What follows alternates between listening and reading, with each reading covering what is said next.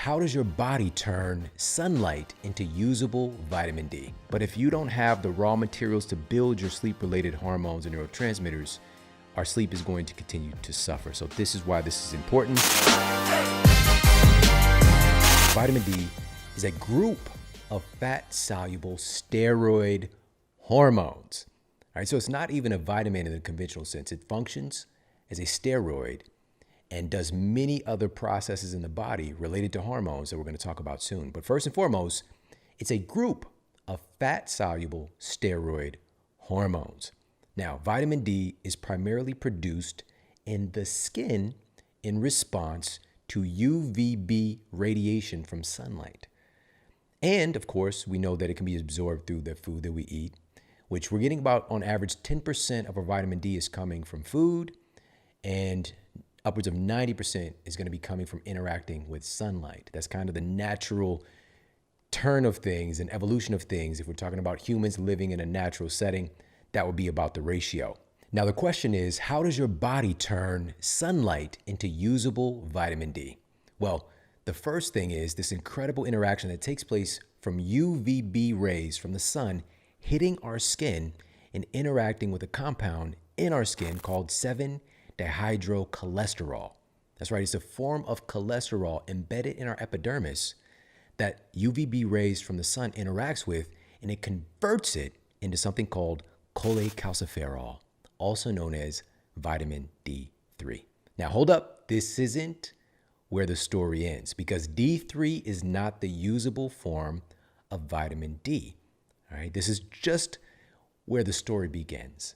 All right, there's another series of steps involved in getting it into its usable form. But again, it's kicked off when the sun rays hit that cholesterol in your skin. It hits that and it converts it into D3. But from there, it's going to move through the bloodstream to your amazing liver, where your liver is now going to convert that D3 into another compound. And this compound is called 25-hydroxyvitamin D. All right, 25-hydroxyvitamin D, also known as 25-hydroxycholecalciferol. All right, long terms, bottom line is now we're getting closer to the usable form of vitamin D. And actually, this is what most doctors will test for if we're looking for vitamin D deficiencies, is this interaction with vitamin D and then this conversion taking place with the liver. But still, this is not the usable form of vitamin D in the body. It has to take another step. And once 25-hydroxyvitamin D reaches the kidneys, it's getting converted into its final form, which is 125-dihydroxycholecalciferol, aka 125-dihydroxyvitamin D. And this final compound, in the name that we need to know it by, is calcitriol. All right, this is the real vitamin D. Will the real Slim Shady vitamin D please stand up? He probably needs some vitamin D. All right, calcitriol. This is the final form. This is its ultimate form. All right, so going through all of these steps from sunlight to the usable form in the body, this is how the magic happens. So you truly cannot get the D without the kidneys being involved. Right? The kidneys are incredibly important in this process. And this is why vitamin D and its synthesis and being able to be usable by the body, it's not just taking a supplement. It's having healthy organ function overall, because we can take all the supplements in the world, have all the vitamin D rich foods in the world. We have to be able to enable our internal organs to make this conversion process happen and give us the benefits that we're going to be talking about. So the kidneys are incredibly underrated in this equation. The kidneys are underrated like Tim Duncan. All right. Tim Duncan, he didn't talk a lot, but he's dunking on people. He's got the smooth moves, keeping his mouth a little closed. He's underrated because he's not flamboyant. Like he's wearing his Hawaiian shirt and, you know, his flip-flops to the pregame. All right. Underrated, but perennial all-star. All right. Hall of Famer. Shout out to the kidneys. Also, kidneys are underrated like Big Sean, the rapper Big Sean, not me. I'm talking about Big Sean, the rapper. Bars. All right, bars. Have you listened to the new album, Detroit 2? Bars. All right, he's talking about meditation. He's talking about, conventional medicine, You know, he had a story like when he was 19, he had a heart condition. I believe he was 19, but he was a teenager. He had a heart condition. Went to conventional medicine. They said they're going to have to put a pacemaker in it. Went to the holistic doctor. His mother took him to a holistic doctor. They prescribed him magnesium for 3 weeks. Went back to the regular doctor and they said, damn, we don't even need to proceed. That's how I knew that Western medicine was weak. Bars, Big Shawn. Underrated. The kidneys, AKA Big Shawn. The kidneys are underrated like finding the movie that you were hunting for at Blockbuster Video. All right, that was a vibe. Now we got infinite everything access. Many people will grow up without knowing the thrill of the hunt. A new release comes out and you go to Blockbuster and you actually find it. You get the new release copy. You stand by the door. It's an underrated vibe. It's an underrated feeling. But the kidneys are very much like that, underrated in this incredible process of vitamin D synthesis, conversion, and putting it into its usable form. And now we're going to talk about some of the borderline miraculous ways that vitamin D interacts with our bodies. The kidneys are so important in converting vitamin D into its usable forms that a study published in the Clinical Journal of the American Society of Nephrology demonstrated that kidney disease and insufficient kidney function is a major risk factor for vitamin D deficiency. So again, we've got to get our major organs healthy and robust. One of the most essential things for healthy kidney function is simply hydration, making sure we're getting adequate amounts of water and also not forcing our kidneys and our liver to deal with a lot of abnormal foodstuffs. But here's one of the things that vitamin D is most notable for in the body. Once we get into its usable form, vitamin D is actually required to absorb calcium from the gut, from food, into the bloodstream. Having too little vitamin D in the body results in the failure to control calcium homeostasis, directly causing osteoporosis and conditions like rickets. All right, rickets used to be hot on the streets. People just walking around like they got the tumbleweed legs. The tumbleweed can just blow right under their legs. They got the ricket. They got the bowed legs. But we've largely eradicated rickets, but still, it still exists.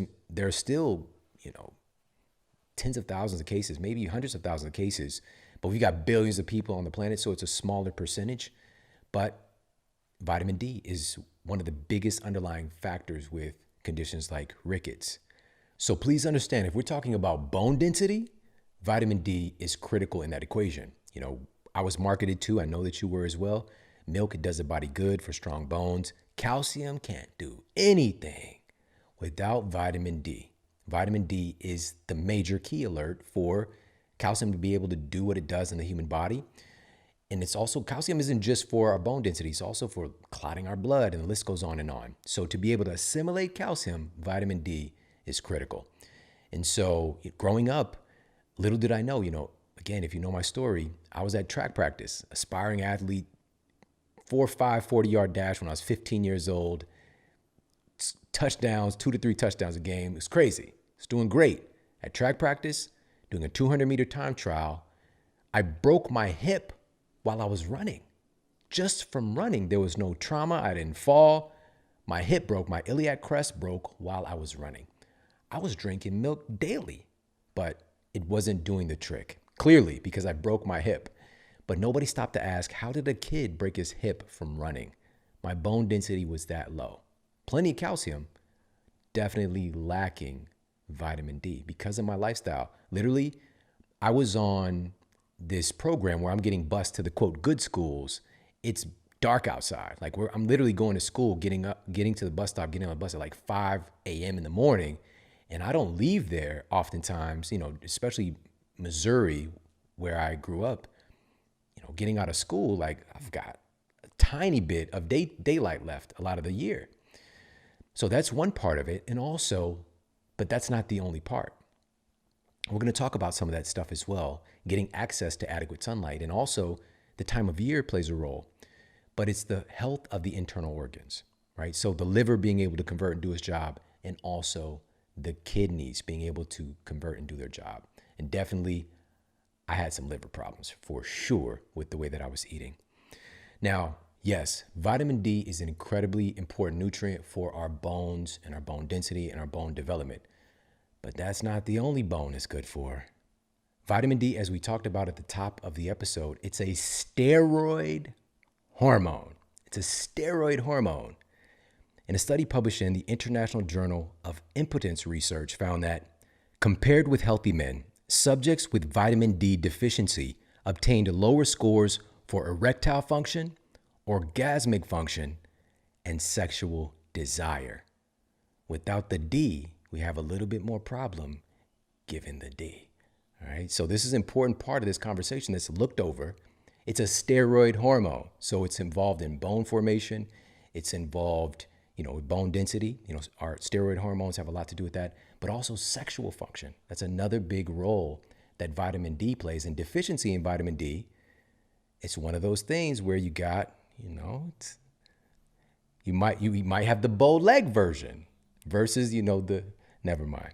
So I want you to keep that in mind as well. It plays a lot of different roles, but it can be kind of subjugated in our culture today to being this one thing. Right now, what's top of mind is the immune system connection. And what we're going to talk about in regards to that is really going to blow your mind. But let's talk about overall, why is this an important nutrient? Why does it deserve a masterclass and a big understanding in our culture today? Well, the 2010 report published in Genome Research found that vitamin D influences several hundred genes, many of which control disease suppression or expression. So we've already hit on some kind of superficial things like we see with bone formation, with sexual health. These are just outpicturings of things. These are symptoms. These are conditions that get exacerbated below a much more powerful conversation, which is how vitamin D is an epigenetic controller. It's regulating what our genes are doing. According to the scientists in the study, vitamin D deficiency isn't just implicated in bone diseases. Vitamin D deficiency also increases our susceptibility to autoimmune conditions like multiple sclerosis, rheumatoid arthritis, and type 1 diabetes. This is regulating and modulating, interacting with genes that code, that regulate autoimmune conditions. So it's not just osteoarthritis, it's also rheumatoid arthritis, if we're talking about bone health, but also issues to do with our nervous system, for example, like MS. And also the researchers noted how vitamin D deficiency plays a role in dementia as well. So we're talking about a much, much deeper story here, much deeper understanding. So when we're talking about getting adequate amounts of sunlight, getting enough viable, usable vitamin D in our bodies, this is a really big deal. Now, how deep does this vitamin D equation go? How deep does the D go? Well, vitamin D receptors are actually found in nearly all, if not all, of the cells in the human body. Essentially, every cell in the human body has vitamin D receptors. That's how it's prominent. It's a prominent, in-demand nutrient for cellular function. Your body is looking to latch onto it, pretty much every cell. Now, every day, we have cells that mutate. And when that happens, vitamin D actually plugs into these mutated cells. It's one of the things that vitamin D is used for.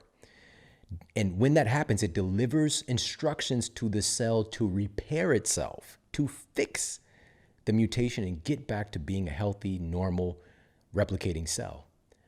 However, if that vitamin D plugging in doesn't give the instruction properly where the cell responds and fixes itself, it provides the instructions for the cell to take itself out, to basically have this process of apoptosis, this programmed cell death, and helping the cell to destroy itself so it doesn't lead to cancer. If we're deficient in vitamin D, however, there are going to be some issues with this very essential and vital process that's taking place, would be taking place in a normal setting if vitamin D is available. So let's keep digging into this. Researchers at the University of Oxford wanted to uncover the extent to which vitamin D interacts with our DNA. They used new DNA sequencing technology to create a map of vitamin D receptor binding across the human genome. The vitamin D receptor is a protein activated by vitamin D, which attaches itself to our DNA and thus influences what proteins are made from our genetic code. Vitamin D is controlling which proteins are getting made from our genetic code. Not many nutrients that we've identified have this capacity. To even label it as a simple nutrient is a gross oversimplification. It is powerful. It's affecting our genes. So let's look at this in relationship to cancer. Since vitamin D is kind of stepping in and giving the instruction, plugging into the cell, the vitamin D receptor in the cell, if it mutates to give it instructions to fix itself or that programs cell death. Vitamin D is a well-noted immunomodulator. And this is a very important term because immunomodulation means the ability of the immune system to have an intelligent function where it can heighten or increase its activity if need be, or lower its activity if need be. If we're talking about a situation of autoimmunity, this is when the immune system is overreactive. And so we want to help the immune system to be a little bit more subdued and bring it down, get it back to a baseline and not hyperactive. Whereas we're talking about a situation with defending the body against an infection or against cancer, we want a heightened immune response to be able to take out the rogue cancer cells or infectious, cells that have been infected.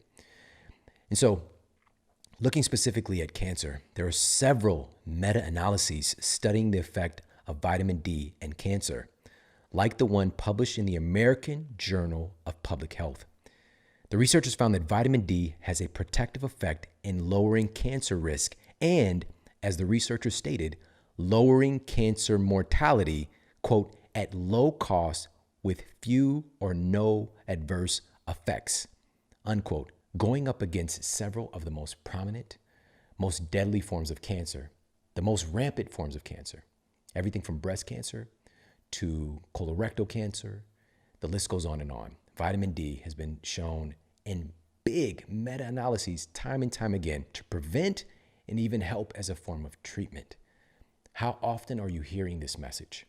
Because the key is, let's not have the cancer in the first place, primarily.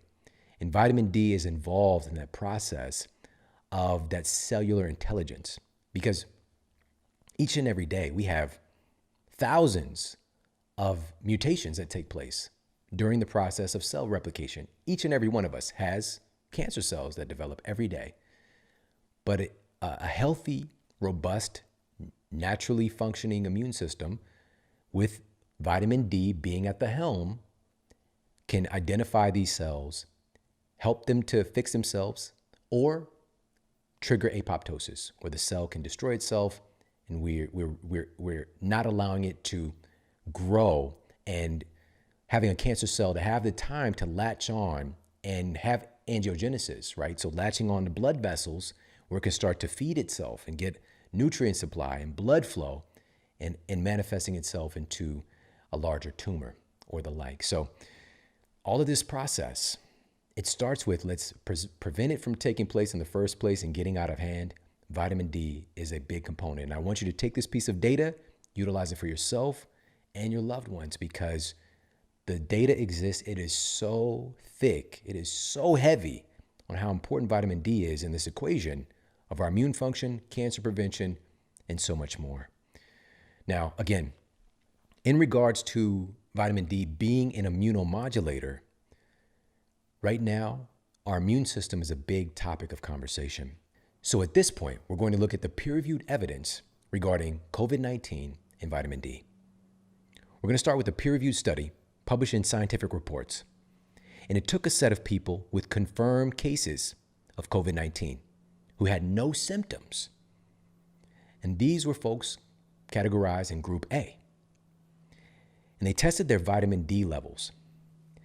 And they also looked at people with COVID-19 who were suffering from severe symptoms. And they were categorized as Group B. Tested their vitamin D levels. And here's what they found. The scientists uncovered that the people with severe symptoms were significantly more deficient in vitamin D than people without any symptoms at all. it was one of the things that really jumped out at the researchers. It raised some eyebrows. The conversation started to get around at how this association might be something for us to investigate more. And so many other studies have come out since, digging in deeper and looking at this. Now, the researchers stated that, quote, the fatality rate was high in the vitamin D deficient group B. Vitamin D level is markedly low in severe COVID-19 patients.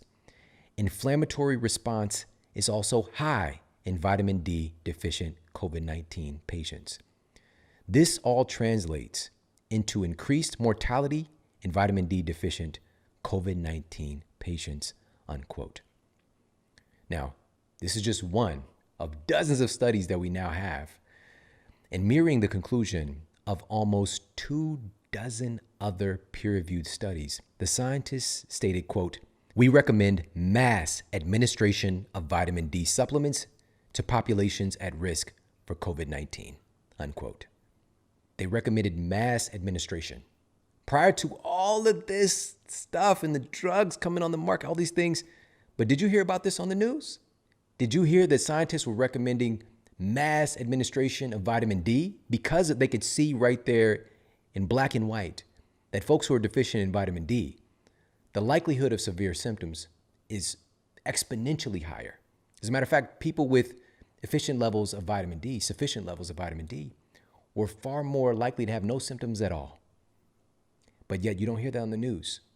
You don't see the government agencies rushing to get something that is incredibly inexpensive to citizens, especially those who need it, who might not have money. That didn't happen. Why? Well, you very well know the answer to that already.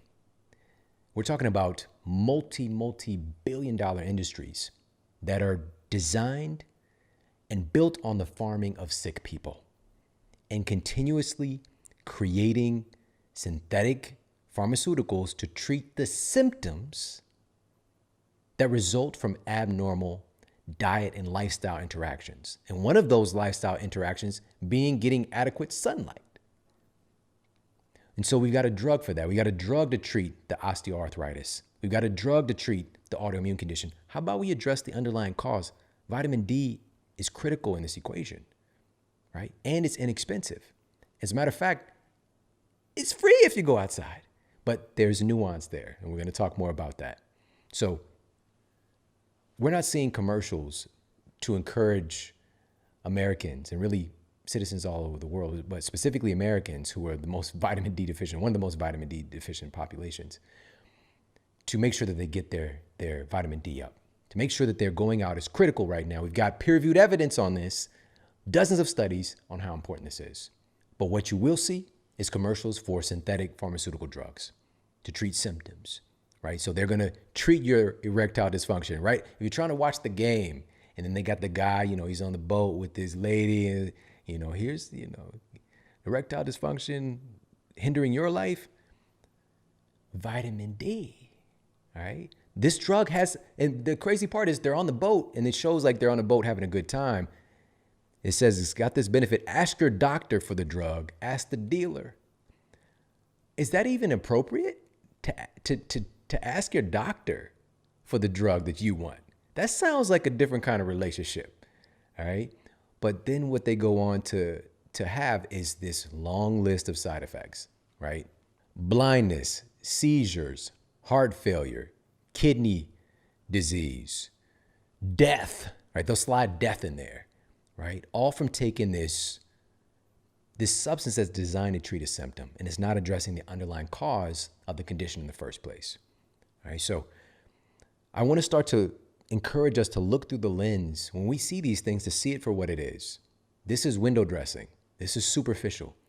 Everything has its place. Pharmaceutical medications can be life-saving in the right instances, but oftentimes the vast majority is designed to treat symptoms of the diseases that are caused from the way that we live our lives.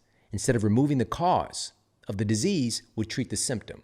And this is what keeps people in this very vicious and deadly circle, where today we have 70% of citizens in the United States are already on pharmaceutical drugs. We have the most drugged out culture in history. And yet we have the sickest, most diseased, obese society in history at the same time. The drugs aren't working because they were never meant to work. They're not designed to work. They don't work. Now, when I say that we are the sickest nation in history, I mean self-inflicted. All right? We have 242 million Americans right now. 242 million Americans are overweight or obese. We're getting close to 50% of our citizens being clinically obese. Half of our population. It doesn't even make sense. It doesn't even register how severe this issue is. And I've never met one person from my family, growing up in a family where most of my family members are obese growing up. In my clinical practice, I never met one person who didn't want to be healthy. It's just a matter of education, access, culture. We have a culture of sickness. Man, so many of my family members, of course, they're on medication, they're on drugs. As a matter of fact, I lost the love of my life. My grandmother, who taught me unconditional love, she died from an overdose. So I take this really seriously. This isn't something to just play with, right? We've accepted this as normal. It's not normal. It's not normal. We need to stop treating symptoms, which again, the common thing is you get another prescription to treat the symptom from the other drug. And I know this firsthand. That happened with me. Once I finally got this diagnosis, so we know that I broke my hip when I was a kid, but eventually I get this degenerative disease diagnosis. So my bone density is extremely low, arthritic condition of my spine. And so I'm on all these medications now. And one of the medications created a symptom that I didn't even know until years later. So I was on Celebrex for this arthritic condition. And I started having it didn't have a name yet.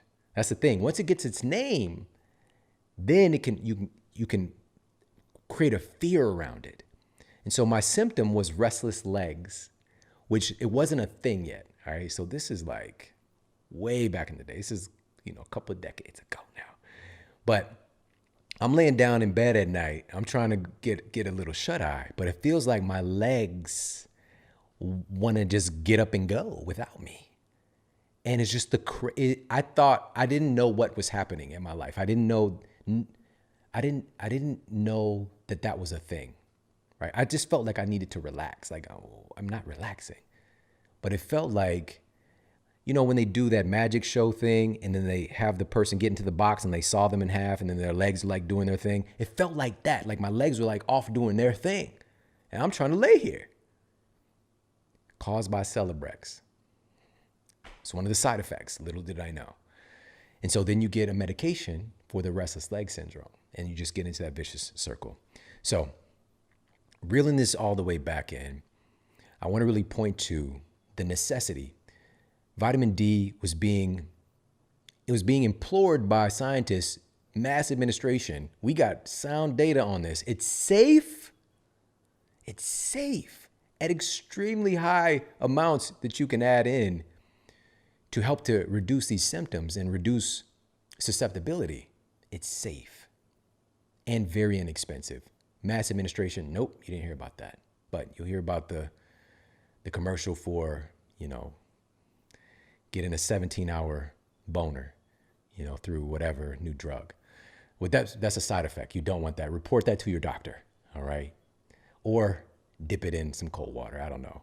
All right, now moving on. There are over 20 more peer-reviewed studies affirming the connection between vitamin D deficiency and COVID-19, including another study published in the BMJ, one of the most prestigious medical journals. And it found that COVID-19 ICU risk is 20-fold greater in people who are deficient in vitamin D. 20-fold greater. Not 2-fold, not 5, 20. It's astronomical. The researchers noted that in the study as well. So if that wasn't bad enough, The researchers noted that African Americans are specifically at the greatest risk. Well noted in this study. And you see this in the data with COVID-19 hospitalizations and mortality as well. We're going to talk more about this in a bit, but a big reason for that, obviously, is melanin. The melanin in darker skin doesn't allow the skin to absorb as much UV radiation. It's really just, it's like a built-in sunscreen. And so we have to adjust for that. And again, we're going to talk more about that in a moment. But here's another study.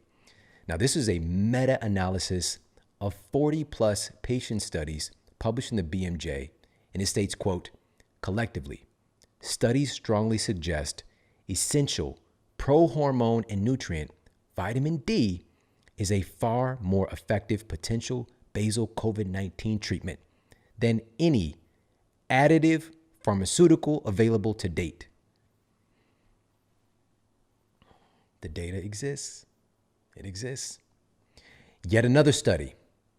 This one affirms that vitamin D isn't just helpful in prevention, it can also be helpful in treatment in regards to SARS-CoV-2. A randomized, placebo-controlled study gave patients with SARS-CoV-2 short-term high-dose vitamin D for 7 days and gave another group of SARS-CoV-2 patients a placebo. Now, both groups in this study, so the placebo group and the vitamin D treatment group, are already deficient coming into the study, which most folks are in this situation. Now, here's what the study found. In the vitamin D group, the test subjects who were given vitamin D, a greater proportion of these previously vitamin D deficient individuals with SARS-CoV-2 infections turned SARS-CoV-2 RNA negative faster, with a significant decrease in the inflammatory biomarker fibrinogen by receiving the high-dose vitamin D3. They turned negative faster than the people in the control group who didn't receive the vitamin D, significantly faster. In some instances, if you look at the numbers, 3 times faster. All right, it's pretty remarkable. The amount used in the study when they're talking about high dose for that short period was 60,000 IU daily for 7 days. All right, so that was the amount that they used in that particular study. Now, again, pretty remarkable. There was no other treatment involved. They used the vitamin D to see what happens. And it has these kind of standout effects. But again, you're not hearing about that because you're not meant to hear about that. That's why this is so important. Staying plugged into things that are real and being able to see all of the nonsense and the misinformation and the lack of questioning things and looking at things from multiple perspectives. We just jump right to problem pharmaceutical. That's it. It was from the get-go. We got to find a drug for this. We got to find a drug, guys. Not looking at the fact 80%, according to the CDC, 80% of people hospitalized with COVID-19, 78% to be exact, almost 80%, were clinically obese or overweight. This matters. Let's address this. It's been over a year. Matter of fact, 5 years from now, unless we change it, the conversation still isn't going to shift to getting people healthier because the susceptibility is so high. When we're venturing into obesity, also top comorbidities, 94% of folks, according to the CDC's latest report, who passed away with SARS-CoV-2, in regards to SARS-CoV-2 on their death certificate, had an average of 4 comorbidities and or pre-existing chronic diseases. We don't talk about the 4. You don't hear nothing about the 4. You just hear about SARS-CoV-2. Let's address the 4. Wasn't that a TV show, The 4? Yeah, it's pretty dope. But we get to address it. We get to change it. We get to change the conversation to reduce our susceptibility because the next thing is coming. The next infectious disease is just going to get into a loop. If we allow it to, it's just going to get onto a loop. We're going to keep doing this stuff over and over again. Pandemic, endemic, epidemic. We've been experiencing epidemics and pandemics for decades now. We have an epidemic of heart disease. Still the number 1 killer by far. Do you know how much heart disease deaths jumped up this past year? All right, the average is, somewhere around 630,000 a year. We had about 700,000 last year. But you don't hear that. And we also don't talk about the fact that a huge percentage of the folks who pass away in relationship to SARS-CoV-2, hypertension and heart disease was one of the comorbidities. So wow, that number jumps up even more if we give some credence, give some credit to the pre-existing chronic disease that created the condition and susceptibility to SARS-CoV-2. So in this particular study, 60,000 IU was utilized daily for that short period. Now for a normal day, so how much do you use? Where should we be with the vitamin D? For normal day-to-day health maintenance and disease prevention, anywhere from 1,000 to 5,000 IU a few times a week. Just a few times a week is likely sufficient for most folks. And this is a far cry from where people are at right now. So somewhere in that range. And this can be a combination of, some is going to be made via sunlight. We're going to talk about all those pieces, supplementation and food. All right. But somewhere in that frame is going to enable your body. Again, we're going to be influencing what your genes are doing. So we're talking about your genetic expression. We're talking about vitamin D's association with human health. It's at the very core of the outpicturing, the proteins getting printed out, the copies of you that are being made. It is that important. Some of these foods have some very weird side effects when they interact with the human body. And these side effects have remained a mystery to many people. And we're going to dive in and dissect what's going on behind the scenes and what some of these foods can do, how to utilize them in the best way and get more bang for your buck. And today we're going to start off with one that is incredibly popular. It's your neighborhood-friendly onion. All right, the onion. The onion has been utilized in cuisine for literally thousands of years, but it has this very strange side effect when we try to cut into it. Have you ever wondered, why do onions make people cry? Well, first of all, I think it would be helpful to know that we actually have 3 different types of tears. All right, we have 3 different types of tears. First of all, we have basal tears. And basal tears are in your eyes all the time. They're there to constantly lubricate, nourish, and protect your eyes just in your day-to-day livelihood. And basal tears act as a constant see-through shield, protecting your eyes from the rest of the world. Now, these tears are kind of what give your eyes their constant gloss. All right, you got that gloss and you got the matte finish. You don't want the matte finish for your eyeballs. You want the glossy. All right, so that's the first type of tears. They're called basal tears. The second type of tears are emotional tears. Now, emotional tears are the types of tears that you release when you're overcome with emotion. All right, emotions make you cry sometime. Shout out to H-Town. All about emotion, yeah. In fact, researchers have recently discovered that when we shed tears, there are actually traces of stress chemicals when we're having emotional tears that we shed, indicating that this could possibly be a way of relieving stress. Additionally, some studies suggest that crying stimulates the body to actually release endorphins, i.e. these kind of glorified feel-good compounds in our bodies to, again, help us to relieve stress. I don't know if you've ever had this experience, but for many folks, after having a cry, after having a good, deep, sometimes just ugly cry, you actually feel a lot better. And also when we're overwhelmed with happiness and joy, those tears can even make it more impactful, more visceral. Researchers at UCLA noted that crying helps to activate the parasympathetic nervous system, potentially restoring the body to a state of homeostasis. Crying can potentially help to bring us back to balance. Now, we've got our basal tears, we've got our emotional tears, and finally, we have our reflex tears. And reflex tears are formed when our eyes need to wash away harmful irritants, such as smoke, foreign bodies like dust and debris, and in this case, what we're talking about, onion fumes. Your eyes actually release your reflex tears in larger amount than the basal tears. Thus, this is why they can come streaming down your face. And they often contain significantly more antibodies and our reflex tears to defend against any kind of foreign compounds or microbes that our eyes might be interacting with. So what's going on with the onion that's causing this interaction? The onion itself, it's a bulbous shaped vegetable that matures underground. And the onion has evolved its own defense mechanisms to help to protect it from being overeaten by animals that might dig it up before its maturity. And this is the thing about all life. Life finds a way. Just because a plant can't get up and run from you doesn't mean that it doesn't want to continue on its species to mature and to be able to have little onion babies. All right. Every life form wants to continue on its species. And so onions are no different.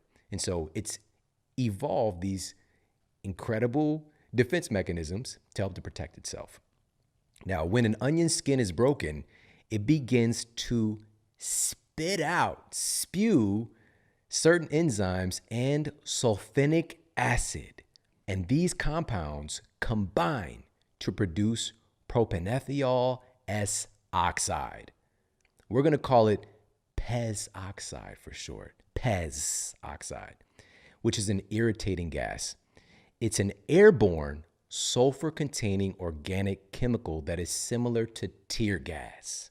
Pez oxide, when it gets passed off, all right, Pez oxide turns into sulfuric acid when it touches the water layer that covers and protects your eyeballs. Now, based on genetics and epigenetic influences, some people are more likely to cry when cutting onions than other people. Some folks barely even shed a tear, while other people can experience burning, itching, and even tingling when that acid interacts with the eyeball. Now, onions have evolved, again, this evolutionary adaptation, and we've developed these evolutionary adaptations in response to them. So the question is the onion still a viable food? If it's so apt to try to defend itself and not be eaten, is this actually a viable food source? Well, crop scientists are saying they don't care what the outcome is as far as human health in the onion. Through genetic manipulation, genetic modification, genetic engineering, scientists have actually recently discovered a tear-free onion called the Sunnion. Son? What's up, son? The Sunnion. Now, already this might raise a few red flags. Is it natural? Well, no. Will it interact with your cells differently than a natural onion? Well, yeah.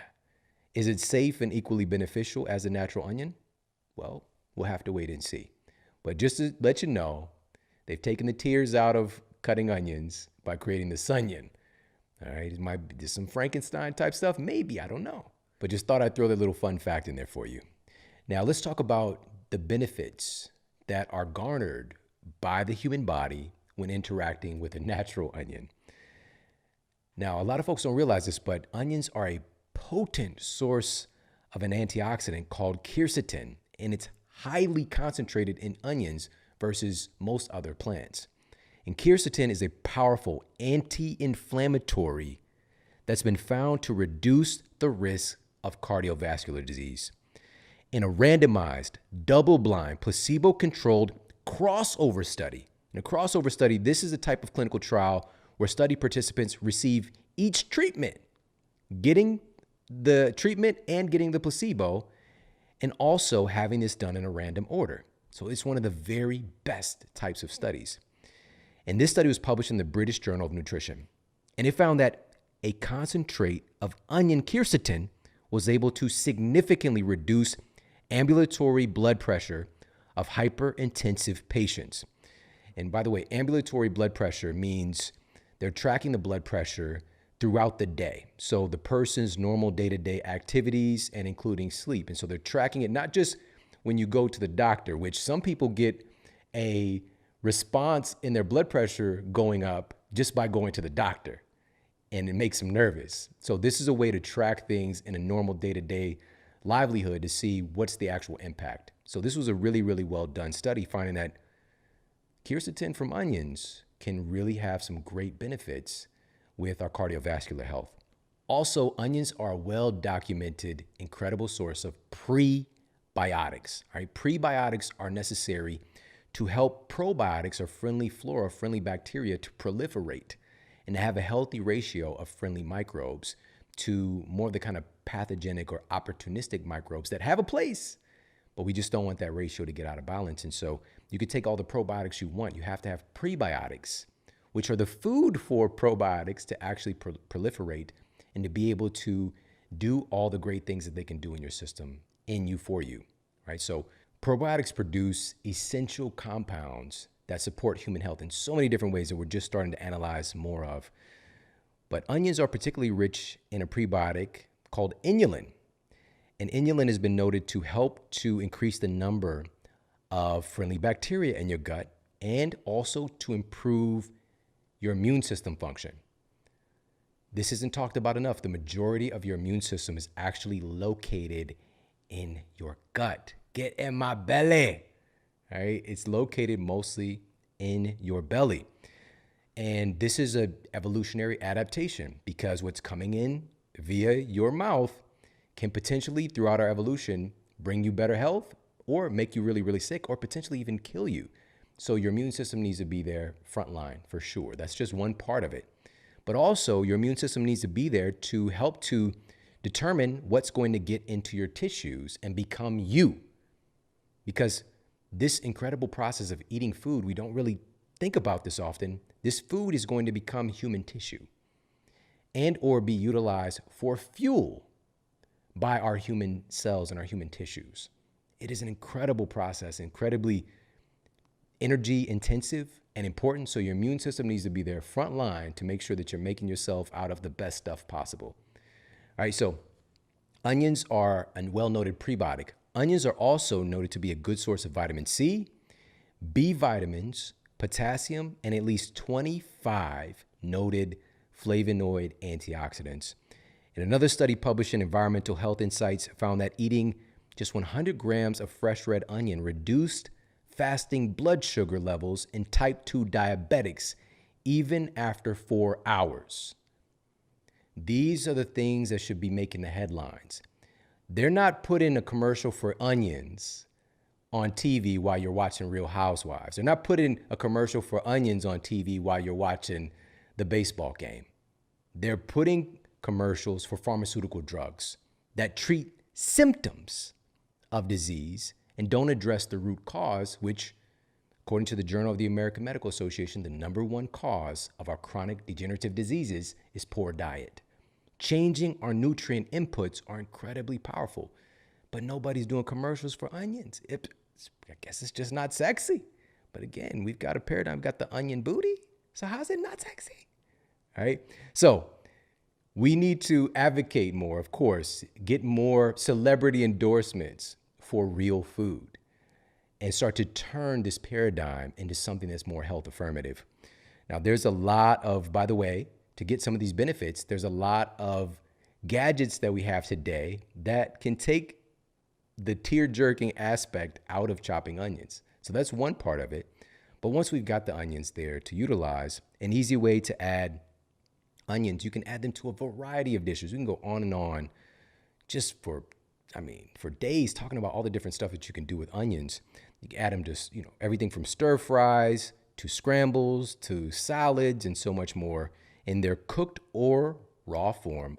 Adding in some onions are going to be a pretty easy way to get some of these health benefits, even if you have to shed a couple of tears to get it. Now, next up on our list of foods and food interactions that have some incredible benefits for the human body, but can also have some very weird side effects, is a food that I talk about several times in my new book, Eat Smarter. And there's a section in the book where I dive into talking about fruits that are masquerading as vegetables and really drilling down to what a vegetable actually is and the parts of the plant that would actually be classified botanically as vegetables would be the roots, the leaves, and the stems.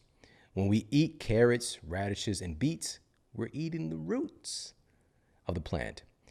Leaves range from spinach to kale, and an example of a popular stem that we eat is asparagus.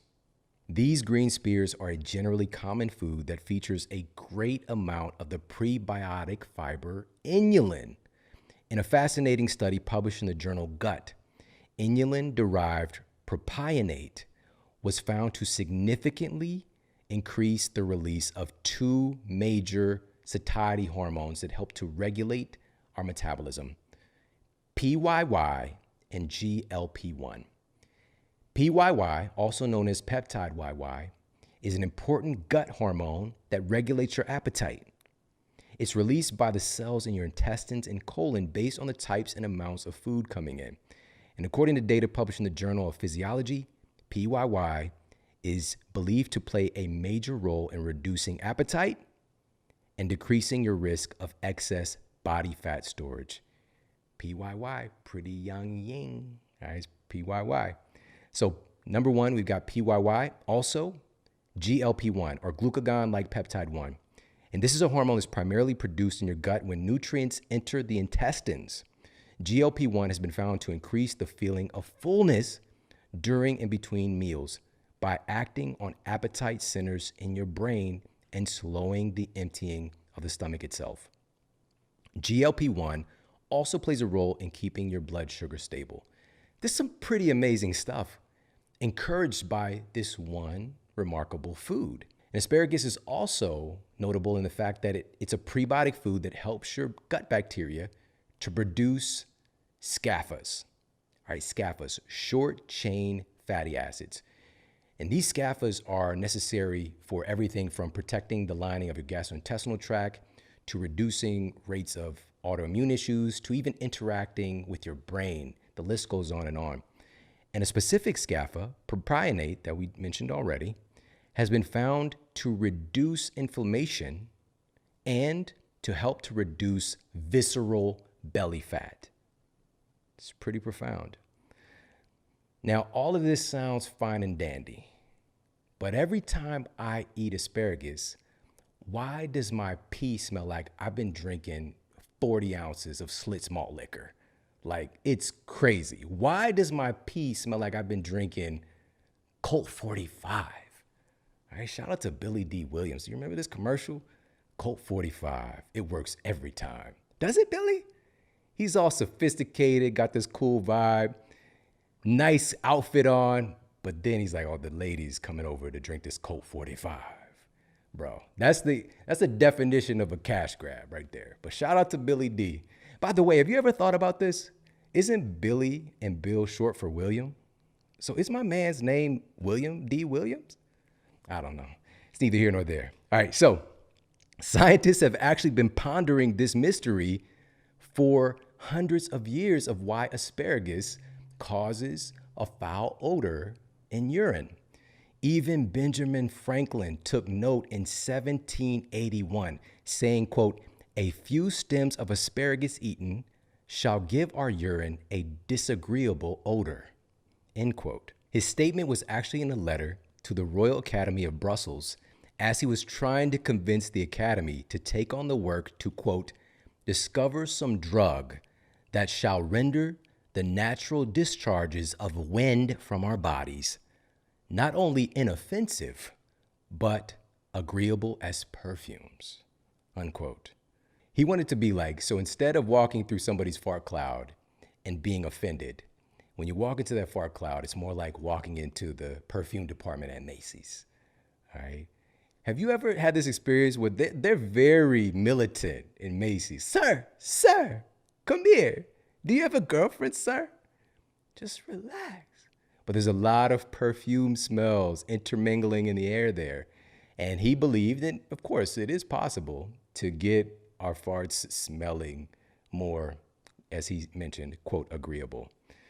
But this was in reference, of course, to the urine smell that results from eating asparagus.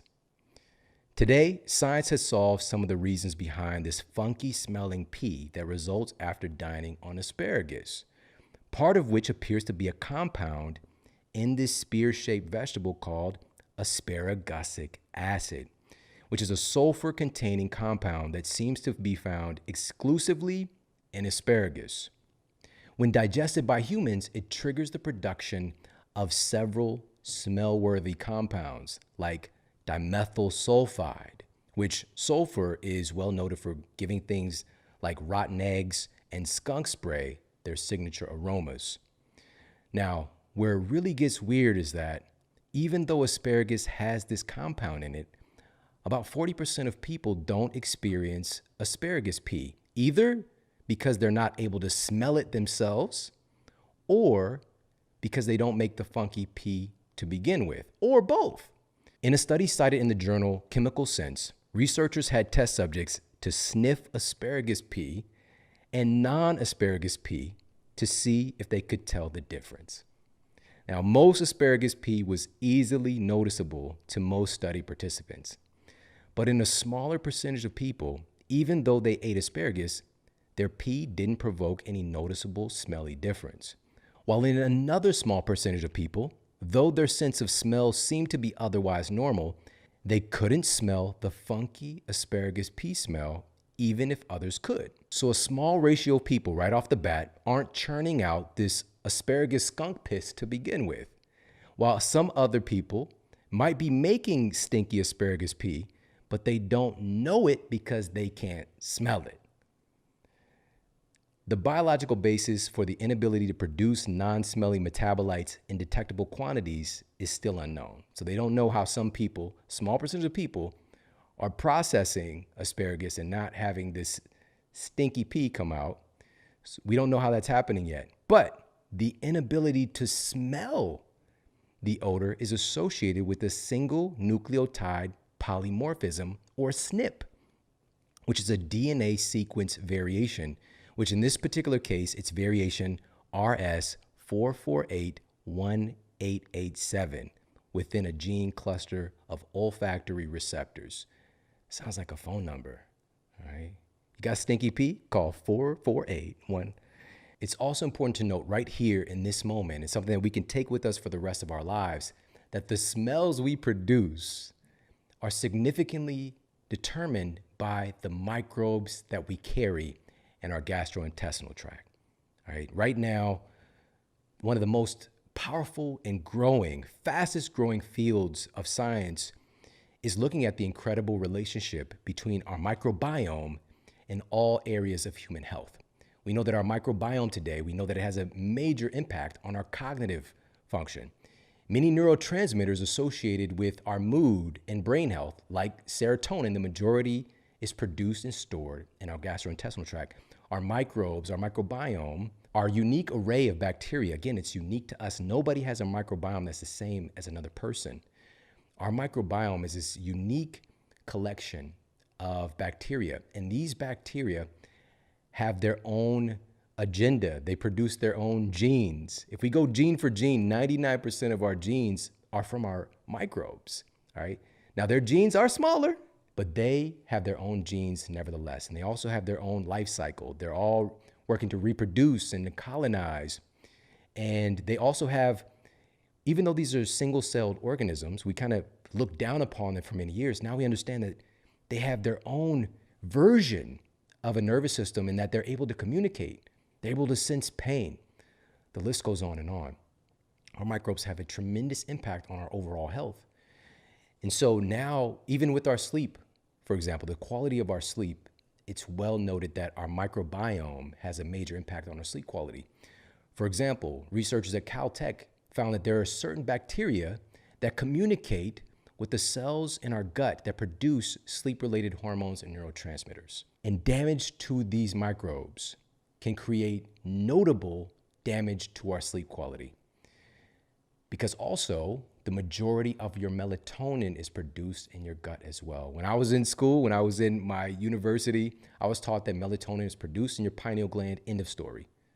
And it's a glorified sleep hormone, but it's so much more than that. It's a major regulator of your circadian timing system, determining when all the rest of your hormones are getting produced throughout the day. Hormones, neurotransmitters, neuropeptides, the list goes on and on. Digestive processes, the list goes on and on. Melatonin is not just about sleep. But being that it is a glorified sleep hormone and it does play a major role in that, there is over 400 times more melatonin in our gut than in our brain. So we're just starting to understand how dynamic this interaction is with the health of our gut, our microbes in all manner of processes that have to do with human health. Now, one of the very best things for supporting the health of our microbiome is something that a lot of folks don't know about. A recent study published in the peer-reviewed journal Nature Communications uncovered that a unique compound called theobromine, found in a traditional fermented tea called pu'er, has some remarkable effects on our microbiome. The researchers found that theobromine positively alters gut bacteria and directly reduces excessive hepatic cholesterol and reduces lipogenesis. Lipogenesis meaning the creation of fat. Another study published in the Journal of Agricultural and Food Chemistry found that pu'er may be able to reverse gut dysbiosis by dramatically reducing ratios of potentially harmful bacteria and increasing ratios of beneficial bacteria. This is remarkable. Dysbiosis is one of the biggest issues that folks here in the United States and really all over the world are experiencing because of our abnormal diet, because of our abnormal environmental inputs, causing this derangement with the balance of microbes. This particular tea that's been utilized again for thousands of years has remarkable benefits to help to restore balance to our microbes. A big reason that it's able to do this is its unique concentration of polyphenols that are well noted to be a prebiotic supporter in supporting the proliferation of healthy microbes. And this tea is obviously incredible, but just like with everything in life, the quality matters. The quality and sourcing matters a lot. And I personally only drink the fermented pu'er from Peak Teas. All right, P-I-Q-U-E, Peak Tea, which uses a patented cold extraction technology that extracts the bioactive compounds in their teas at cold to low temperatures for up to 8 hours. They care about what they're doing. And this process gently extracts the natural antioxidants, including the polyphenols and phytonutrients, and preserves them in a whole form where all the beneficial compounds are present. This is the purest way to extract the phytonutrients that we've been talking about for maximum efficacy. And with their incredible extraction method, they have these patented tea crystals, which are easy to use. You simply pour the tea crystals into water, stir, and enjoy the benefits. I just had some pu'er right before filming this episode. I also love the fact that it's wild harvested. It's a truly wild sourced pu'er. And when it's wild harvested, this means that the concentration of polyphenols is even higher. The concentration of adaptogens is even higher. It's also triple toxin screened for one of the highest levels of purity. It's triple screened for pesticides, heavy metals, and toxic molds that are common in many teas. So again, the quality matters. Right now, go to peaktea.com/model. That's PIQUETEA.com/model and use the code MODEL at checkout. And you're going to get 5% off your first order plus free shipping when you purchase one of their incredible tea bundles.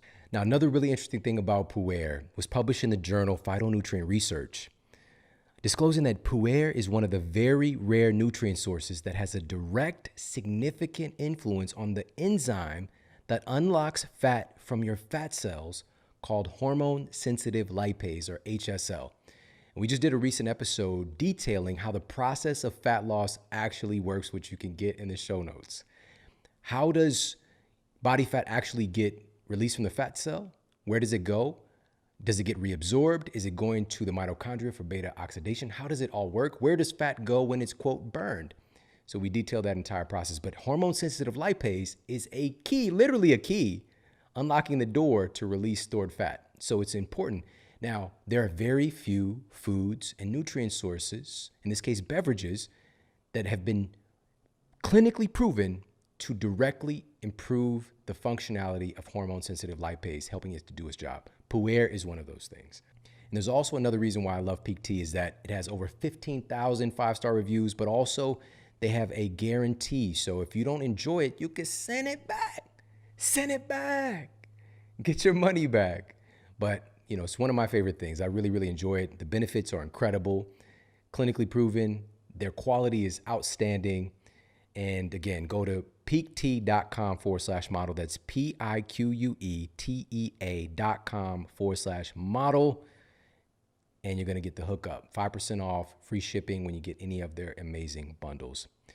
Now, the next strange interaction that certain foods have with the human body partly addresses the question as to why some people just don't like vegetables. This is particularly personal for me because I come from that guild of vegetable haters. I come from that guild. I come from that tribe. All right. Growing up, truly, my grandmother, quote, spoiled me. And, you know, growing up in the 80s, this was like the golden age, the beginning of the golden age of processed foods. And, you know, just this idea, the marketing that, you know, you're just getting all the vitamins and nutrients that your growing child needs in these convenient processed foods. And make sure that they take a Flintstones multi, right? I have my Flintstones multivitamin every day as well. And it really inundated me at that time, which my grandmother loved me. She just wanted me to eat stuff that I liked, that I would eat without much debate. You know, so a lot of my meals were fish sticks, chicken nuggies, and I said nuggies on purpose, macaroni and cheese, Kraft, of course, coming straight out the box, SpaghettiOs, potato chips, sandwiches. Like, this is my daily rotation. And fortunately, I did develop a kinship, a tolerance for broccoli, and also canned green beans. So those were the two vegetables that I would tolerate. All right, especially the broccoli. I think it's because of the cheese whiz with the broccoli. I think that's what initially got me involved with it, in a relationship with broccoli. Other than that, no vegetables. None. We're not talking about, again, we're talking about what actually fits in the category of being a true vegetable. In fact, my distaste for vegetables was so strong that literally into adulthood, I had never eaten a salad in my life. I didn't eat a salad until I was 25 years old. It was the very first time that I ate a salad. Now today, how do you get from there to being one of the top health authors in the world, one of the top health educators in the world? It's because I was so messed up. And I really understand, I can relate to what it's like to not have a diversity of foods, to be encouraged, not just having accessibility, but encouraged to eat processed, fake foods every single meal because of the environment, not because of my grandmother. When I moved away from my grandmother, at least I was getting little hints of things. But when I moved in with my mother in the inner city and just being immersed in fast food culture now, just being immersed in processed foods every day, everywhere that I go, that became my modus operandi, was eating those type of foods.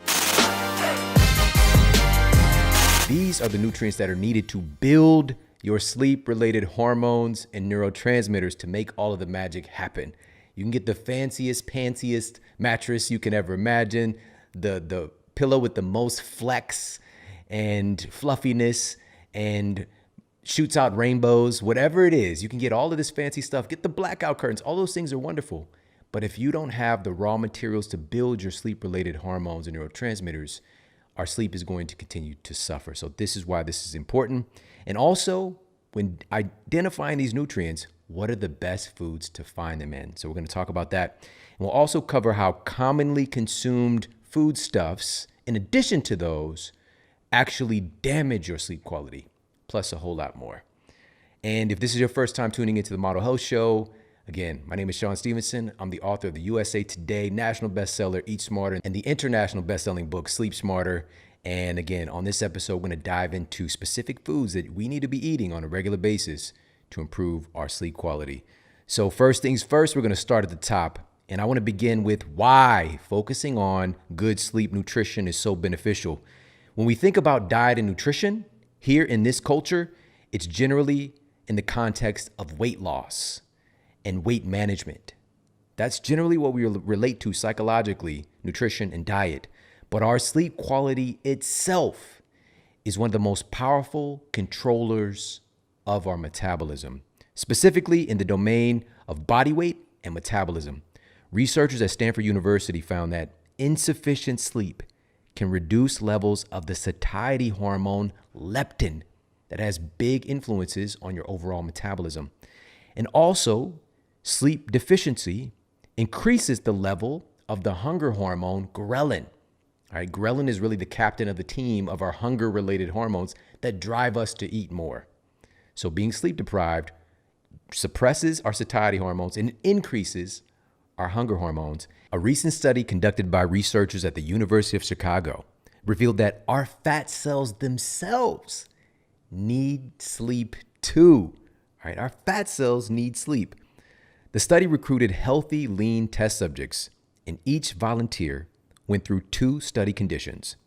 In one part of the study, they spent 8.5 hours a night in bed for 4 consecutive nights. In another part of the study, they spent 4.5 hours in bed. So they took away 4 hours of their sleep for 4 nights. Food intake in both phases was exactly the same and strictly controlled. All right, they're in a ward study. They're monitoring everything. They're eating the exact same amount of food on the morning after their normal nights of sleep and on the morning after their 4 nights of sleep deprivation. All right, the morning after the walk of shame. Each volunteer was given an intravenous glucose tolerance test, which measures their total body insulin sensitivity. In addition, the researchers performed a biopsy, removing abdominal fat cells from the volunteers, and they measured how those fat cells specifically responded to the role of insulin. And after 4 nights of sleep deprivation, their total body insulin response was suppressed. It decreased by an average of 16%. Plus, and this is the most important part, specifically their fat cells themselves, again, that they took out via biopsy, their fat cells themselves, their insulin sensitivity decreased by 30%. All right, so what does this mean? First of all, insulin resistance, this lack of insulin sensitivity. A classic sign of insulin resistance is carrying around more abdominal belly fat. But what does this mean is specifically for these numbers? This reduction in insulin sensitivity is comparable to the difference between cells from a lean person and cells from someone who is obese. And again, these were lean, healthy test subjects who suddenly their fat cells were functioning as if they became obese in 4 days, just 4 days of sleep deprivation. Or another comparison here is somebody without diabetes. That's what their markers look like initially, becoming somebody with diabetes. That's how their fat cells were actually responding as if they had diabetes within 4 days. All right, this is remarkable. And this is, again, these controlling factors for our metabolism that is not talked about in different diet programs. It's not talked about the necessity of optimizing our sleep for so many different things that have to do with our health and well-being. And to put the cherry on top, all right, to put the cherry on top, one more study looking at how sleep impacts our body composition. And this one is incredibly eye-opening. And I really helped to push this into the interwebs because it's so right to the point. This study, published in the Annals of Internal Medicine, conducted by researchers at the University of Chicago, followed overweight but healthy volunteers to study the impact that sleep deprivation has on their metabolism. They put them on a carefully controlled, reduced calorie diet and monitored them for 14 days during one phase of the study, allowing them to get 8.5 hours of sleep. All right, now they keep them on the same exact diet for the next phase of the study, and they sleep deprive them. They pull away 3 hours of sleep. So now they're getting 5.5 hours of sleep for 14 days, and they track their results. Now, again, they're on the exact same diet, but in one phase, they're getting adequate sleep. In another phase, they're being sleep deprived. After compiling all of the data, they found that when folks were adequately rested, they lost 55% more body fat eating the exact same diet. The changes were remarkable.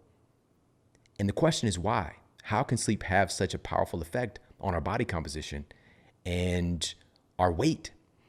And a big part of that is that our sleep is a major controller of our hormones. And when we're talking about sleep quality in of itself, the same thing is true. Your hormones and neurotransmitters are the chemical messengers sending these metabolic DMs to make all of the magic happen, to keep all of the cells in your cellular community that make up your body on the same page. So clearly our sleep is a major controller of our metabolism, absolutely. And to optimize our sleep, our nutrition is of the utmost importance. So to see how this interaction between nutrition and sleep actually takes place, look no further than the incredible world of our microbiome. So now we're going to dive in deep. We're going to get up in them guts and take a look at what's happening in relationship to our microbiome and the sleep connection. Your tiny gut bacteria play a gigantic role in regulating your sleep cycles. A recent study published in the journal Sleep Medicine discovered that negative changes to your microbiome can have substantial detrimental effects on the quality of your sleep. Again, negative changes to your microbiome can have substantial detrimental effects to the quality of your sleep. And what's more, the researchers discovered that poor sleep quality can also have detrimental effects on your microbiome. They literally feed into each other, and you can get caught in a vicious circle that so many people are experiencing, and they have no idea why. Again, they're getting the fanciest, pansiest mattress. They're getting the best pillow. They're getting the heavy blanket, right? They're getting the blanket that suffocates you. What is it called? What do they call? Weighted blankets. They're getting the weighted blanket. Makes it feel like they're in the womb again, but it's still not working. All right. They can't even get smothered to sleep.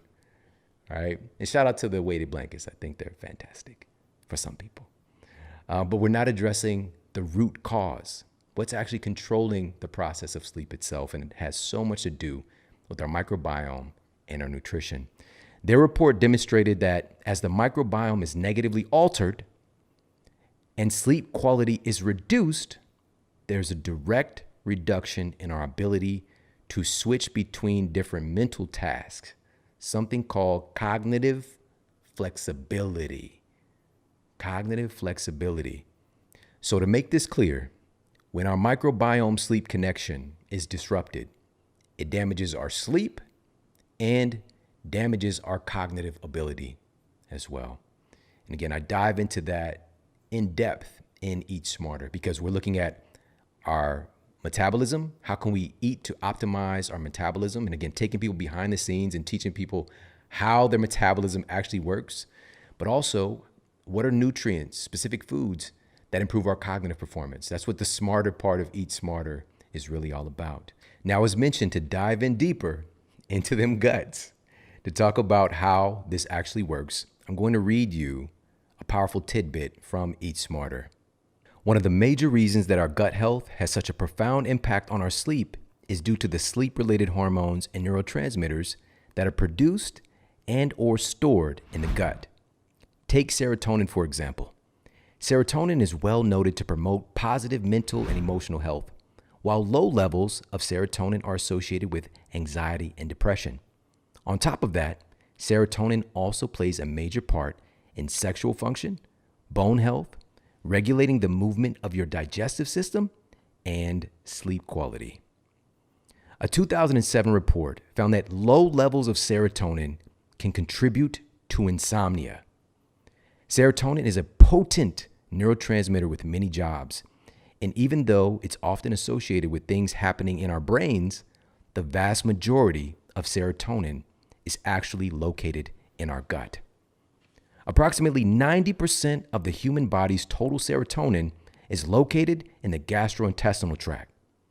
And scientists at the California Institute of Technology, Caltech, reported that there are specific bacteria that interact with the cells in the gut that produce and secrete serotonin for us. These cells, called enterochromaffin cells, are interacting with your bacteria cells all of the time. And if the north pole of your microbiome goes south, the only thing coming down your chimney will be a big box of sleep problems. Not only does serotonin improve sleep on its own accord, one of the most important things your body does with serotonin is use it to make your number one sleep regulating hormone, melatonin. Yes, melatonin is glorified as a quote, sleep hormone, but it's really so much more than that. It's involved in regulating your body's circadian timing system, influencing when various hormones are released throughout the day and night, mental energy, digestive function, etc., as well as regulating your blood pressure, body temperature, cortisol levels, antioxidant defenses, and immune function. Saying melatonin is just a sleep hormone is like saying Michael Jordan is just good at putting a ball into a circle. Now, to reiterate and to step away a little bit from the text, melatonin is playing an enormous amount of roles in the human body, really regulating our what we call this biological clock. And what that means, this is how we're literally synced up with nature. Our hormones are getting produced at certain times during the day, neurotransmitters, our digestion, everything about us, every one of our cells has a little biological clock, this circadian rhythm. It sounds kind of a little bit meta and kind of weird or even a little woo-woo, but it's not. This is how we're designed. But the interesting thing about humans is we can pretend we're not a part of nature. All right, we can hide out, we can manufacture whatever time of day we want. But the human body is constantly looking to sync itself with the diurnal and nocturnal patterns of the earth itself. We're connected to it no matter what. And so when I was in college, I was taught that melatonin, really, again, it was a sleep hormone. And also I was taught that melatonin is produced in the pineal gland of the brain. End of story. Next chapter. Turn the page. That was it. Very, very rudimentary description of something that is so remarkable. Today, we know that melatonin is also synthesized in other cells outside of the pineal cells, such as bone marrow cells, your lymphocytes, and most remarkably, cells in the gut. Research published in the World Journal of Gastroenterology revealed that the human digestive tract could contain more than 400 times more melatonin than the pineal gland at any given time. Do you understand this? I was taught melatonin is produced in the pineal gland. That's what everybody hears. We have 400 times more melatonin in our gut than in our brain. We think that sleep is a head thing, but it has a lot to do with what's happening in our bellies. Now, to really drive this point home, a new study that I broke down in Eat Smarter, cited in Frontiers in Psychiatry, peer-reviewed journal, purported that our microbiome helps to regulate our sleep and mental state through the action of the microbiome gut-brain axis. Your microbiome is at the very root of your sleep wellness. And this leads us to our first list of foods to improve your overall sleep quality. Foods that are rich in prebiotic fibers, resistant starch, and probiotics. This first list that I want to share with you is coming right from the pages of Eat Smarter, are also foods that are rich in potassium. And I did this very specifically because a study cited in the journal Sleep found that potassium can help improve sleep efficiency, meaning that you go through your sleep cycles more effectively. All right, it's not necessarily about sleeping a certain amount of hours. It's the quality of that sleep. And potassium is one of those key drivers, this important electrolyte in optimizing your sleep cycles themselves. And also the researchers found, and again, this was published in the journal Sleep, that potassium helped to reduce wake after sleep onset. So meaning that you wake up less often. Now, when we're talking about potassium and also hitting those categories of resistant starch, probiotics, prebiotic fibers, we've got a diversity here. When you think about potassium, a lot of folks think about bananas, all right? B-A-N-A-N-A-S, is bananas, all right? Bananas are often touted as the best source of potassium, which, funny enough, they actually happen to be a very high source of resistant starch that helps to feed our friendly microbes that have a big relationship to regulating our sleep cycles. All right, resistant starch is something you're going to be hearing a lot more about in the upcoming years. Now, here's the key. There's a certain caveat with this. When the banana is not ripe, when it's a green banana, it's very high in resistant starch. But as it gets more ripe, it goes from a higher starch content to higher sugar content. All right, it's that conversion process. It gets sweeter. Now, I don't know about you, but I've never had a craving for a green banana. All right. If I've ever seen anybody just crack open a green banana, I probably thought some weird things about them. All right. And also that little part of the banana, that little brown part, it's just kind of tastes like real chalky and weird. Some people call it the devil's anus, but it's not very, that part as well, we can do without. All right. Green bananas and the devil's anus. Sorry. So the green banana, as it gets more and more ripe, I think that they call the devil's anus was in Thor Ragnarok as well, like when there's like some portal in the sky, but don't quote me on that. Anyways, I just had a whole stream of thoughts from that. And shout out to WandaVision. Are you checking out WandaVision? That's going down right now. Very strange, but it's the MCU. I trust you guys. I trust you. All right, so what we can do here is maybe you add a little bit of a green banana to a smoothie. It's going to have benefits for your sleep as far as the potassium is concerned, and also as a resistant starch to feed the friendly microbes. Or there's even like green banana flour that, again, you want to get high quality, organic if you can, that folks are, you can add to smoothies and baked goods and all kinds of creative ways you can add it in. But if you're not into that, there's so many other options. Okay, so just staying in this lane with potassium as an emphasis and also having some other benefits for our microbes. So a potassium that really supersedes bananas, and you can do without the worry about the sugar or the not tastiness of a green banana, is avocados. All right, avocado. A little fun fact, the kind of one of the roots of the word avocado, it means testicle fruit. You didn't hear that from me though. All right, grows in trees and pears. Dangle, never mind. All right, this is taking a turn. I didn't know we would turn this direction, but again, avocados, great. And they're actually, funny enough, they're great for your reproductive system. Many benefits there as well. So avocados are another great source. Plus, you're going to get some prebiotic fibers there too.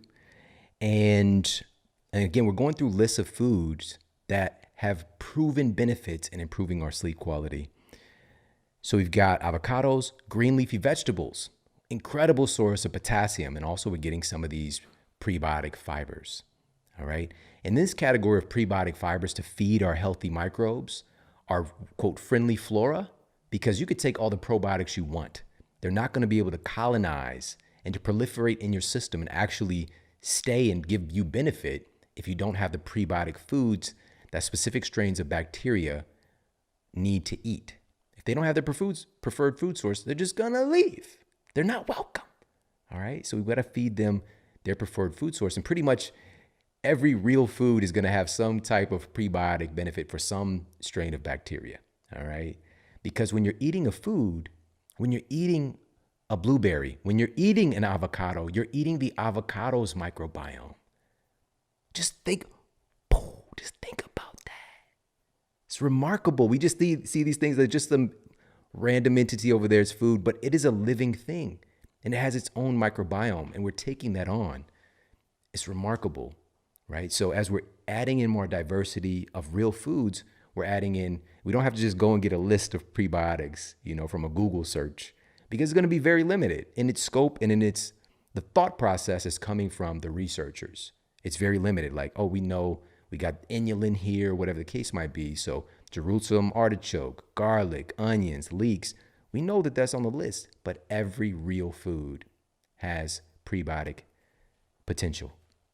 So avocados is another great source of potassium. Green leafy vegetables, as mentioned, sweet potatoes, great source of potassium. Sea veggies, oh my goodness, especially dulse. This is one of the most remarkable sources of potassium. All right, gram per gram, best source of potassium you're going to find is dulse. And also, they got these prebiotic capacities as well. On that lane, even if there's a beverage that's great with potassium, coconut water. All right, coconut water. I got put on a coconut water, man, what was that probably about 15 years ago. My mother-in-law, she would go to this world market and get these coconuts, these young coconuts. And I'm from Missouri. I never see such things. I didn't get it at all. But cracking those bad boys open, I had down to a science. You also feel like some kind of way about it too. When you're cracking open that young coconut, you feel like, I don't know, like you could play, what I'm saying, play a ukulele or whatever. Like just hand it to me. Like all of a sudden you just got that skill. You don't, but you just feel it. So yeah, coconut water is another great source of potassium. And again, there's microbiome. You're consuming the microbiome of that coconut as well. So I don't want to be limited in our thinking of what prebiotics are. It's bigger than just this, what we call fiber. It's so much bigger and broader. Also, with resistant starch and potassium, white beans, all right, black beans. Some diet frameworks don't allow it. They don't allow it. And that's okay. But maybe for you, maybe your genes, maybe your ancestors for the past centuries have thrived by incorporating beans, and it's been specifically feeding strains of bacteria that have protected you against weight gain, against inflammation. However, maybe the beans are a causative factor for some related health issues, because they definitely can be. Of course, one of our most incredible guests, Dr. Stephen Gundry, multi New York Times bestselling author, brilliant physician. Oh my goodness, I love him so much. Such a great guy. He's seen incredible results. He wrote The Plant Paradox, and teaching people, he really brought to the market the understanding of these lectins, right? These plant poisons the plants have built into them to protect them, right? So, but there are ways, if they're done in traditional fashion, for example, like using a pressure cooker or soaking the beans. Like people weren't just making random bread back in the day. When you hear about, these like scriptural references, oftentimes it's fermented, right? It's prepared in a way that's much more intentional versus today's like factory farming dwarf wheat, this, genetically manipulated, whatever that is. It's so far removed from how it's produced, what we evolved with, and also the way that it's prepared. Okay, shows up as Wonder Bread. I wonder why I have health problems, right? So anyways, white beans, black beans also fit into this category. Again, if it's right for you, preferably if they're soaked and or sprouted, cooked properly, it might be very helpful for you. Because again, Eat Smarter is a unifier of all the best diet frameworks. We provide solutions and strategies for everybody. Nobody is left out of the equation. All of these wonderful diet frameworks that are out there, they get results for patients. They absolutely do. But consistently, there's a large percentage of people who don't get the results. And that's because many of these frameworks can be very dogmatic and prevent you from having something that you need, and also encouraging you to eat something that might actually not really resonate with your system. All right. So we have to keep both of those in context. So moving on and looking at, again, rich sources of potassium. We're just starting here. This is the first list. The first list. And also probiotic/prebiotic capacities to support your microbes that help to create your sleep-related hormones and neurotransmitters.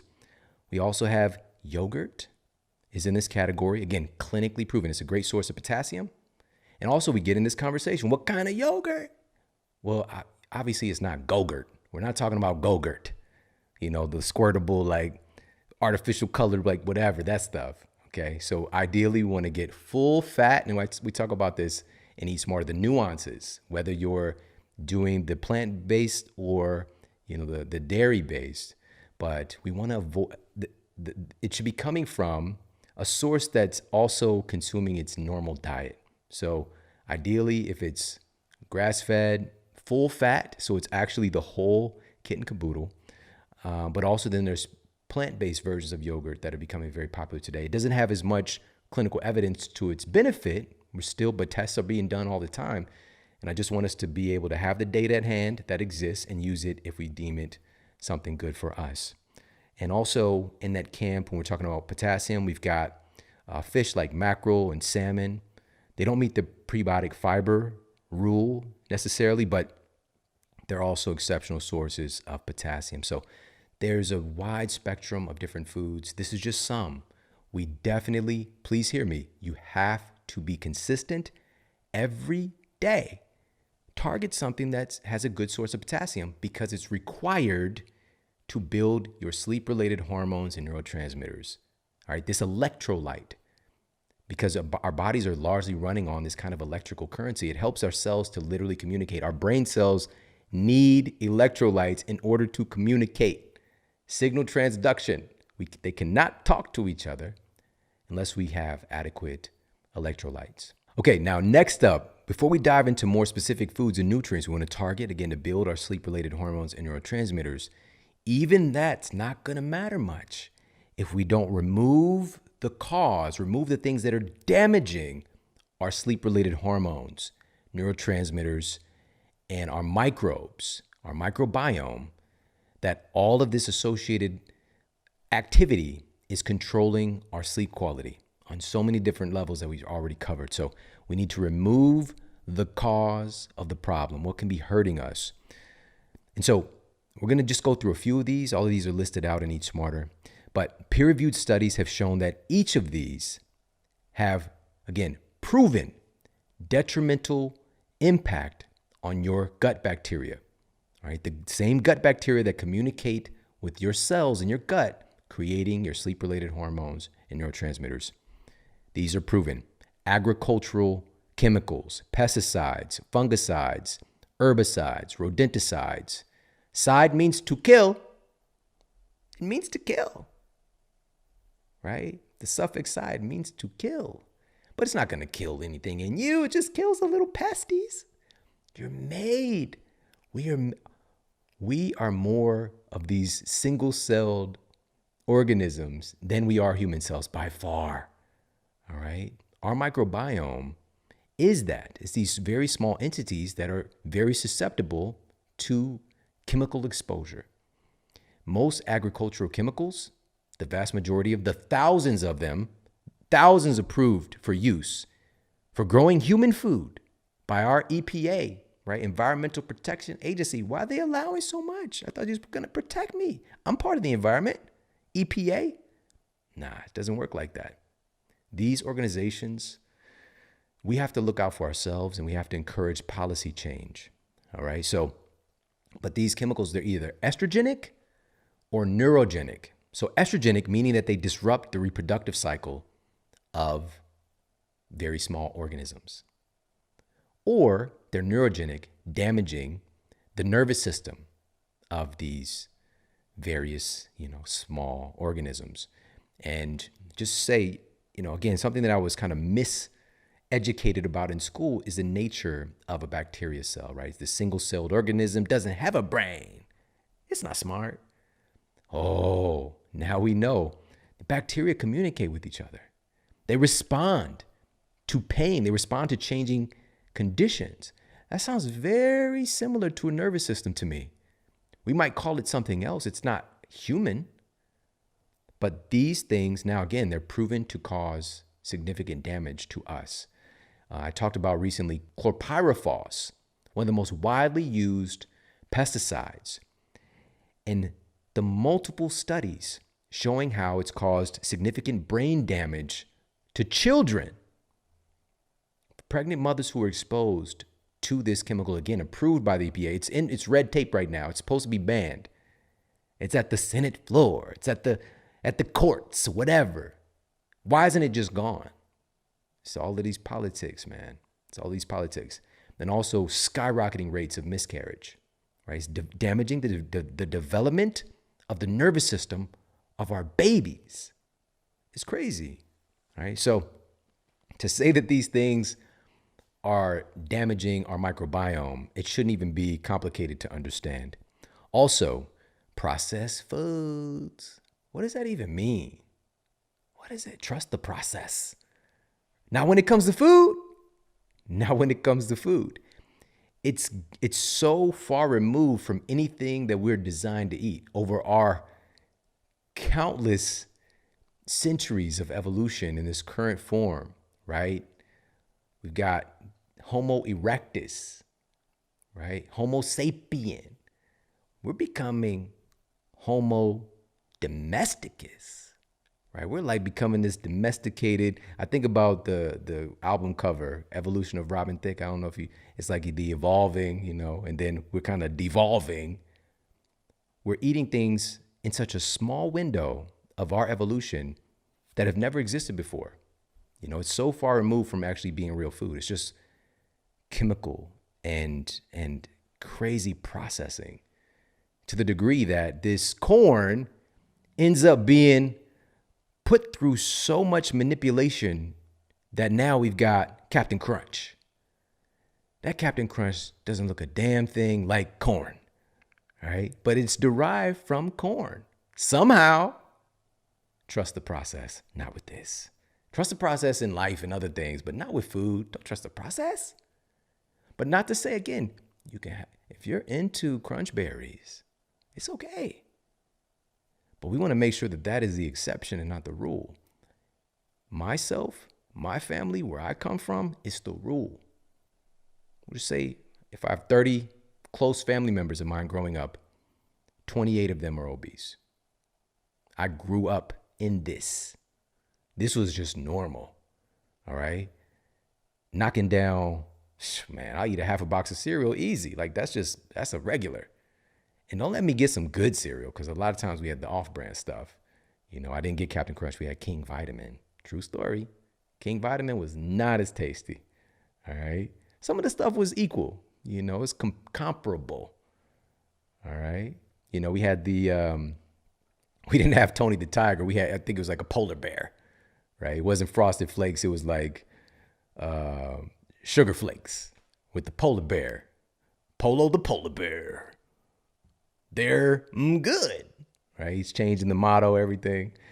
But anyways, this is just what we were inundated with. Nearly every meal that I ate was processed foods, and wonder why we were in such a poor state of health.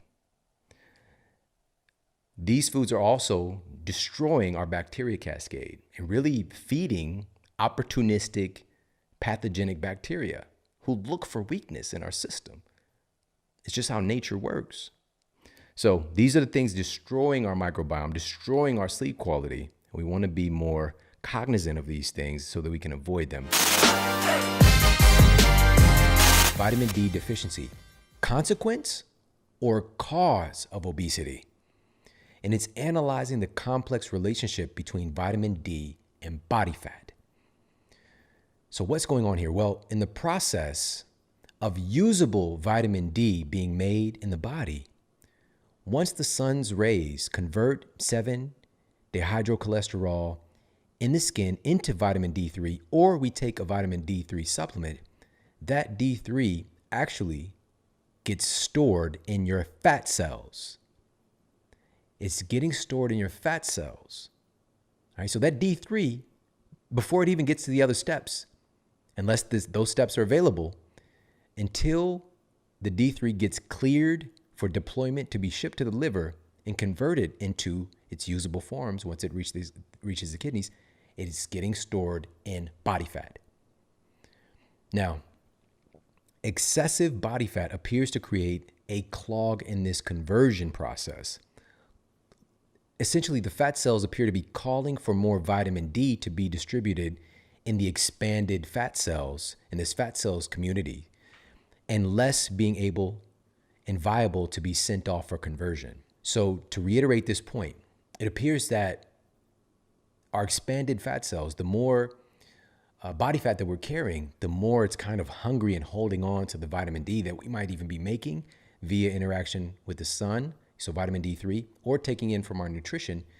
The fat cells are strangely trying to distribute this to all the different fat cells rather than shipping it to the liver for additional conversion. This is one of the theories. They're still trying to figure out how this is all happening, because there appears to be this relationship with obesity contributing to vitamin D deficiency and vitamin D deficiency contributing to obesity. In this study, they're looking at lacking usable vitamin D could be blunting metabolic processes and encouraging obesity. And obesity is blocking the availability to create more usable vitamin D. So these two issues are feeding into each other. And we've got to look at the underlying mechanisms here and what we can do to actually reduce our rate of body fat. Because vitamin D is a player in that. That's what it really appears to be, that it's actually helping to modulate and control our rate of obesity, but it's not the only thing. There are so many other things that we can do to help to reduce that body fat so the vitamin D conversion happens more normally and effortlessly. So obviously, and also the same thing with in regards, and this is where this is going, in regards to our immune system function, even though we might be supplementing with vitamin D, it still has to get converted. So this is calling forth another call to action for us to, yes, vitamin D supplementation, mass administration of the study mentioned before is a great idea. Very low potential side effects. And your body will do more conversion if it has it available, period. But we also need to employ other things to support our immune system right now as well. And one of the things that I regularly utilize, and my family as well, we want to look at, again, more immunomodulating, immunoregulatory nutrients, like what actually has real peer-reviewed clinical evidence that it can help to modulate and support the immune system.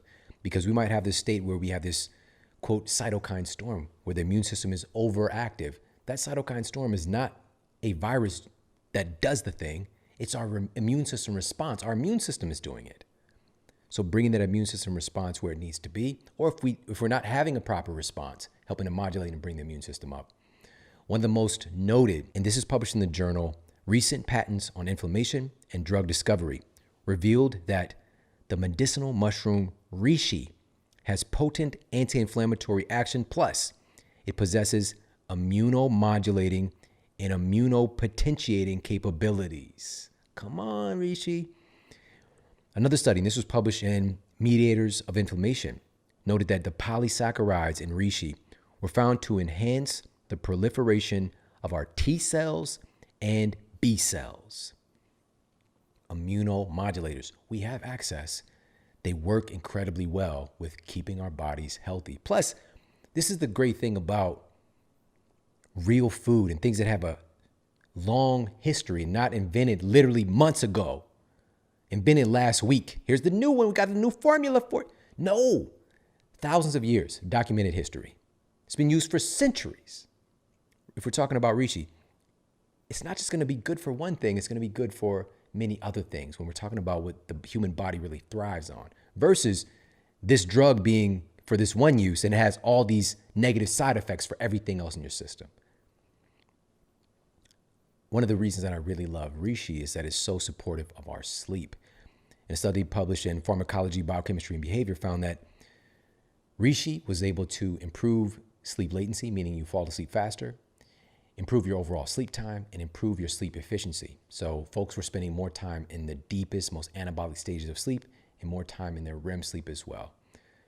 All happening from one great entity. But the key is getting the best source, because especially with something like reishi, you want to make sure that it's dual extracted. So that means there's 2 extraction methods to get all these viable nutrients that we're talking about here.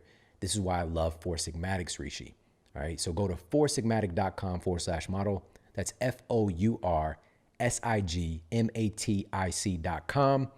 Check out their incredible reishi. They also have a reishi hot cacao drink, which my youngest son is his favorite little thing to sip on. And so we've got the benefits there with organic cacao, and that has immunomodulating capacities as well. One of the most antioxidant-rich foods ever discovered. The ORAC is incredibly off the charts. We've got precursors like tryptophan, which is a precursor for serotonin, which is a precursor for melatonin. I can go on and on. It's a really, really great thing. And the thing that really stands out the most for me is the ease of use. Like just these little packets, open it up, pour your hot water or hot almond milk and enjoy. Get these great benefits. So go to foursigmatic.com/model. You're going to get 10% off or maybe even more, depending on how many of their incredible mushroom products that you want to try out. So I'm a big fan of the reishi, especially at times right now, but it's just one of my favorite things overall that I utilize on a regular basis. foursigmatic.com/model. All right, now let's talk about the number one way that the human body is making and using vitamin D. This is critical. The number one way, as noted earlier at the very beginning, is through its interaction with the sun. But there are several factors that influence our skin's ability to make vitamin D. And at least one of these is going to be affecting you. The first one is one that we hinted on a little bit earlier, and it is our skin type. It's our complexion. Dramatically can affect our body's ability to convert sunlight into vitamin D. An analysis published in the peer-reviewed journal Nutrition Research found that approximately 42% of Americans are deficient in vitamin D. All right, almost half of our population. I would say more. But nearly 80% of African Americans in the study were found to be deficient in vitamin D. And about 70% of Hispanic Americans were found to be deficient in vitamin D. The darker our complexion, the more that the UVB radiation from the sun is not able to penetrate the skin and hit that epidermis, hit that cholesterol, and start that conversion process. So the darker pigment, that melanin, is a natural sunscreen. It's a natural sunblock for, just through our evolution, being in environments where we're getting constant access to sunlight. But now moving to environments where that sunlight exposure, number one, not being the same because we're, moving up north, getting a little bit higher up on the globe, but also our lack of getting sun exposure in the first place, because most folks in our society today spend the majority of their time indoors. We're not outside anymore. All right. So we're lacking one of the most critical vitamins as well, vitamin N. This might be a new one for you. It's vitamin nature. All right. You heard it here first. We're largely lacking vitamin nature. And remedying that, number one, understanding how important this is. And so how do we address this piece here? Well, if we have darker skin, we need a little bit more time in the sun. All right. So that's just one thing off the bat. If we're just specifically talking about the interaction between the sun and our skin, but there's going to be coming up the apprehension. Well, what about skin cancer? What about damage from the sun? I'm not talking about getting burnt. I'm talking about getting adequate sunlight, which is how we evolved. It's how we have life on planet Earth. But now it's been so framed to be the sun is going to kill you. The sun literally enabled you to have life.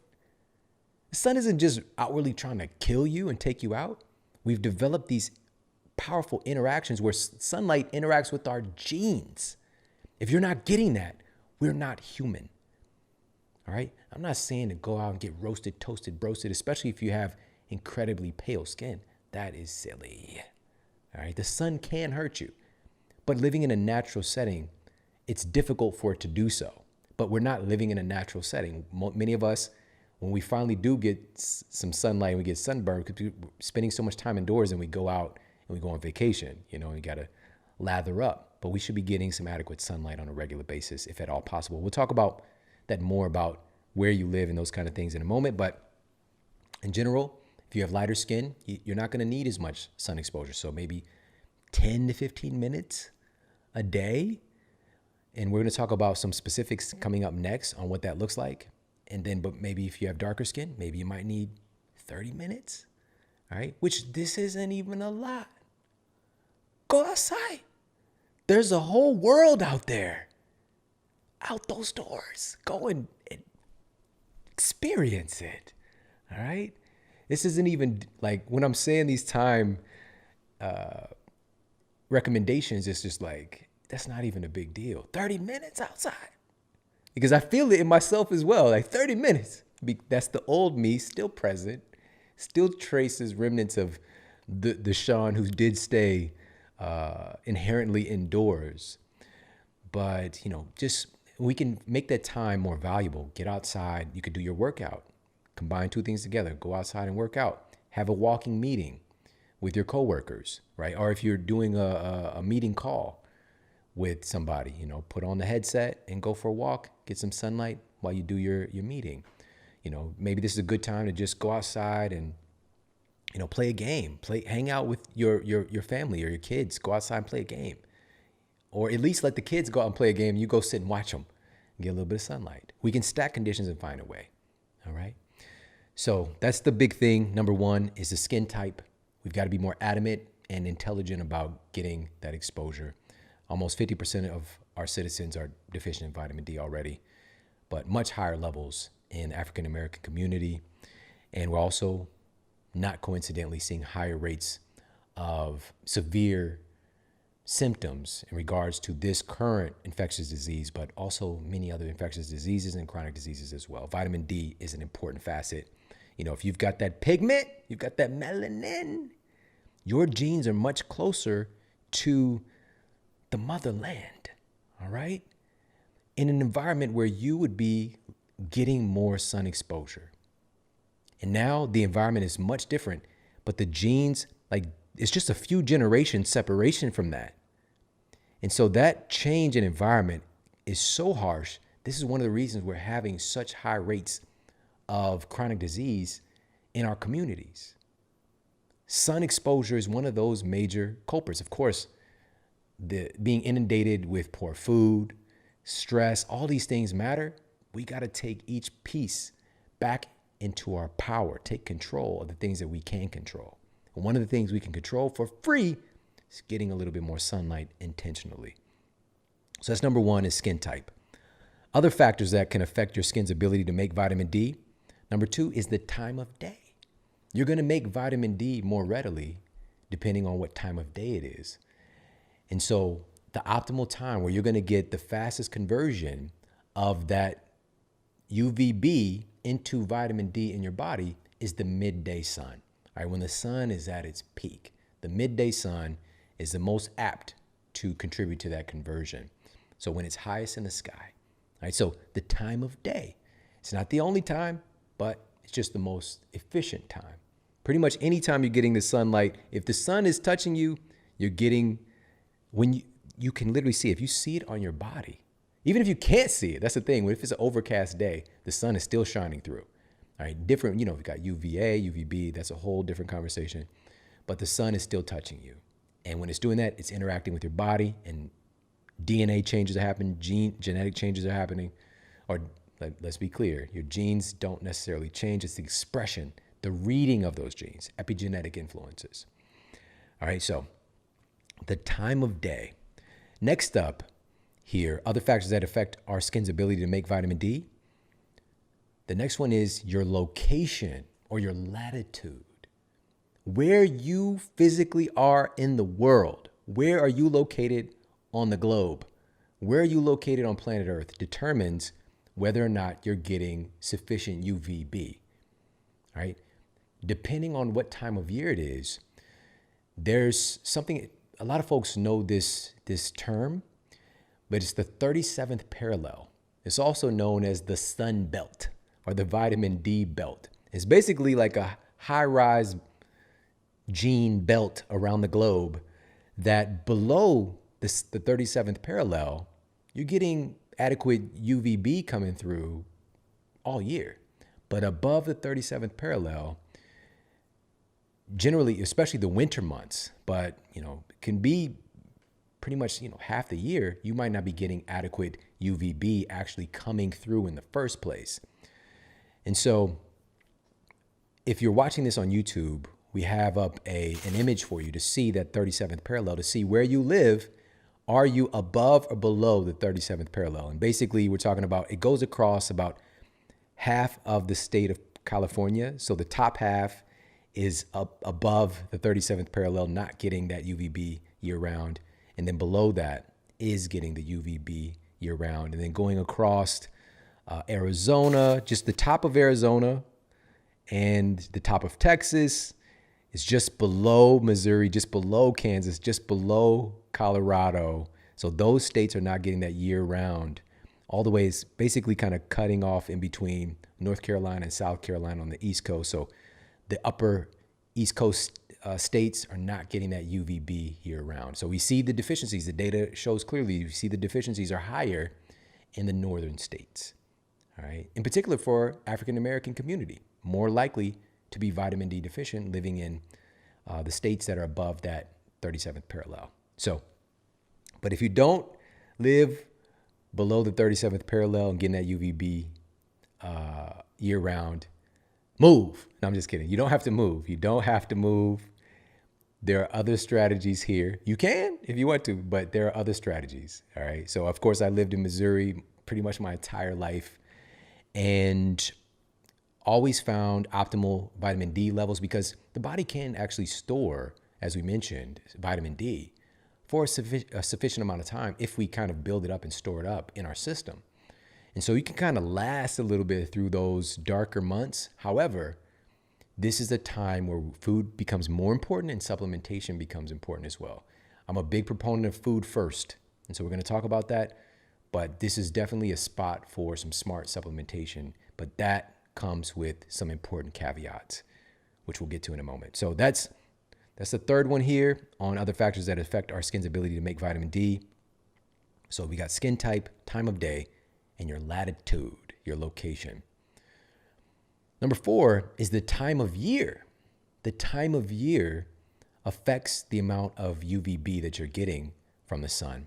No matter where you are, the amount of sunlight available is going to change depending on the time of year. In the winter months, the days are much shorter, and this is the height, funny enough, of vitamin D deficiencies each year. So just think about this cognitively. During the winter months, during that time of year, when the days are a little bit darker, a little bit shorter, when is cold and flu season taking place? Just think about that. A brilliant pathologist named Dr. Ryan Cole said, quote, "There is no such thing as cold and flu season. There is only low vitamin D season," unquote.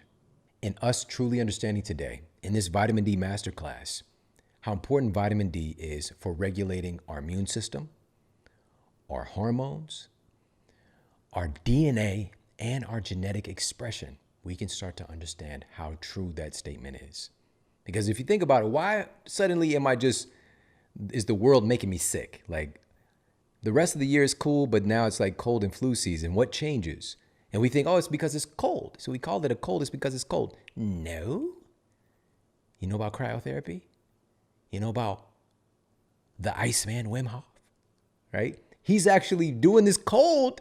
His immune system is being studied by all these scientists. All these documentaries are being made about him because of his immune system's resilience. It's not the cold. The cold doesn't give you the cold. Put a coat on, you're going to catch cold. You don't catch cold, man.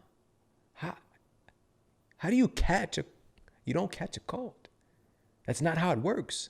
It's deficiency that enables a lot of times, most of the time, opportunistic bacteria, viruses, things that we're already carrying around on our bodies. We don't catch something the majority of the time. It's something we're already carrying around with us when our immune system gets compromised because we're vitamin D deficient. So again, he said, there is no such thing as cold and flu season. There is only low vitamin D season. All right, so the time of year matters. And that's going to be a big concern that comes up is like, well, what about, I live in, New York. I live in Michigan. And during the winter months, I can't even get any sunlight in the first place. Like it's freezing outside. When you can, during the months when the sun is shining, first and foremost, the most important thing is be more adamant about getting yourself access to real sunlight. And New York City is one of the coolest places in the world. But, we've got all these skyscrapers, literally just walking down the street. Oftentimes, the sun is just being blocked out. So being more adamant about finding places where you can get some sunlight. All right. They actually got a lot of like rooftop gardens jumping off, rooftop like hangout spots. So during the times of the year when the sun is viable and the UVB is getting through, again, based on the time of year is going to determine the 37th parallel, how much sunlight is coming through. So during the times you can get sunlight, get sunlight. Outside of that, we've got to address our nutrition, which we're going to get to in a moment. So be not alarmed. We're all going to be taken care of. But first and foremost, when you can get sunlight, get more of it. All right, what else can block our skin's ability to make sunlight into vitamin D? The next one here is pollution. A study published in the journal Nature Reviews Endocrinology determined that air pollution can be a causative agent in vitamin D deficiency. All right, again, It's not so much what the sun is doing, it's our interaction with nature and what we're doing, creating this symptom. We're creating the environment where, we're creating pollution where the sun isn't able to interact with our bodies normally.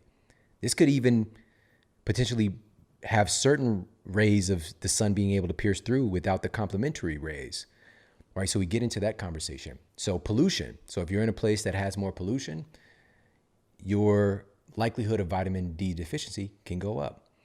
And right now, there's a really big press by some of the wealthiest people in the world to deal with climate change and global warming to effectively start to block out the sun by adding some components to our atmosphere, by adding some chemicals to our atmosphere, some synthetic chemicals to our atmosphere to block out the sun's radiation. This is a real thing. I'm going to play the clip for you. Bill Gates is backing the first high-altitude experiment of one radical climate change solution, creating a massive chemical cloud that could cool the Earth. It's called solar geoengineering, and it's highly controversial. It would look something like this. Thousands of planes would fly very high and use nozzles to inject millions of tons of light-reflecting particles into the stratosphere. It would create a thin chemical cloud of those particles around the whole planet, blocking some sunlight from reaching the surface. It would mimic a giant volcanic eruption, which we know cools the Earth. So the level of thinking behind it is the fact that a volcanic eruption has been known to help to block out the sun's radiation. How did that work out for the dinosaurs? You gotta be kidding me. And who's at the helm? Who's in the driver's seat? Billy G. Mr. Gates. He's driving this. If he had his way, which he has his way with so many things that are affecting our world right now. All right, he's having his way with you. But we got to stop this one, like ASAP. This is ridiculous. It's insane because it's not looking at what are the downstream effects. Okay, we reduce global warming. What happens to the algae in the ocean? What happens to plants that are dependent upon photosynthesis and the whole ecological cycle that feeds into that? What happens to microorganisms? What happens to insects? What happens to us? Our relationship with the radiation from the sunlight and our ability to make vitamin D. And vitamin D is just one thing. This is the thing. What we're talking about today and why this deserves a masterclass is because we have the data on this and people need to know it. But there is so much that we don't know. Sun exposure and its interaction with the human body, because again, the sun enabled us to have life here on this planet. We don't even understand all of the things that it's doing for us and that delicate interaction. And now we're going to let's put some synthetic chemicals coating around the earth to block the sun out. That sounds like some evil genius movie thing. Like, we're going to block out the sun. Are you kidding me? This isn't a movie. We got to stop letting Billy G run. Are you kidding me? Come on. With the sweater? How? He seems super unthreatening, but those be the ones. So again, also, greatest financier right now of the WHO. Dictating so many things about mandates, so many things about this huge press to bring another pharmaceutical drug to the market. Make sure everybody gets it, healthy or not. Abandon your logic. He's in the driver's seat. Now, I usually don't even. Microsoft is cool. Whatever. But you're messing with my family. You're messing with my world family. We're not going to have that. So anyways, let's move on. Billy G is not my lover. All right. 6, another factor that can decrease our skin's ability to make vitamin D by interacting with the sun is age. So as we progress in age, we can have a reduction. We have photoreceptors in our skin that literally read and pick up light. And so just that interaction can get a little bit off. But for me, the biggest culprit underlying that is our abnormal aging. All right. So the way that we age today and the data that we have is based on people who are not healthy, unhealthy aging. And so in healthy populations, this isn't that big of an issue. But for the average person today, as we age, yeah, it's going to be an issue. All right. Not necessarily a big issue. It's going to add to that overall equation, but healthy aging, living an active lifestyle, eating healthy food, because our food is what's creating our skin, by the way. All right, this all starts from this root of the cholesterol in our skin as well. And cholesterol is a dirty word. Well, it's been a dirty word. So all of these things matter. Our nutrition matters. So age is another factor here, and we'll share one more that can reduce our skin's ability to make vitamin D: sunscreen. This is kind of Captain Obvious. And now we get into that debate, but we've got to look at the media inundating us with this idea that the sun is going to kill people and slathering up with all of this sunscreen. Not that sunscreen can't be effective and safe and helpful, but number one, what's in your sunscreen? Because many of the most popular brands of sunscreen have notable, actually from the WHO, carcinogens in them, cancer-causing agents, ingredients in the sunscreen. You could slather up on this stuff and the sun is just baking cancer into you, but it's not that kind of cancer, the different kind of cancer. So be aware of the type of sunscreen, like get the most natural, chemical-free that you can if you're utilizing sunscreen.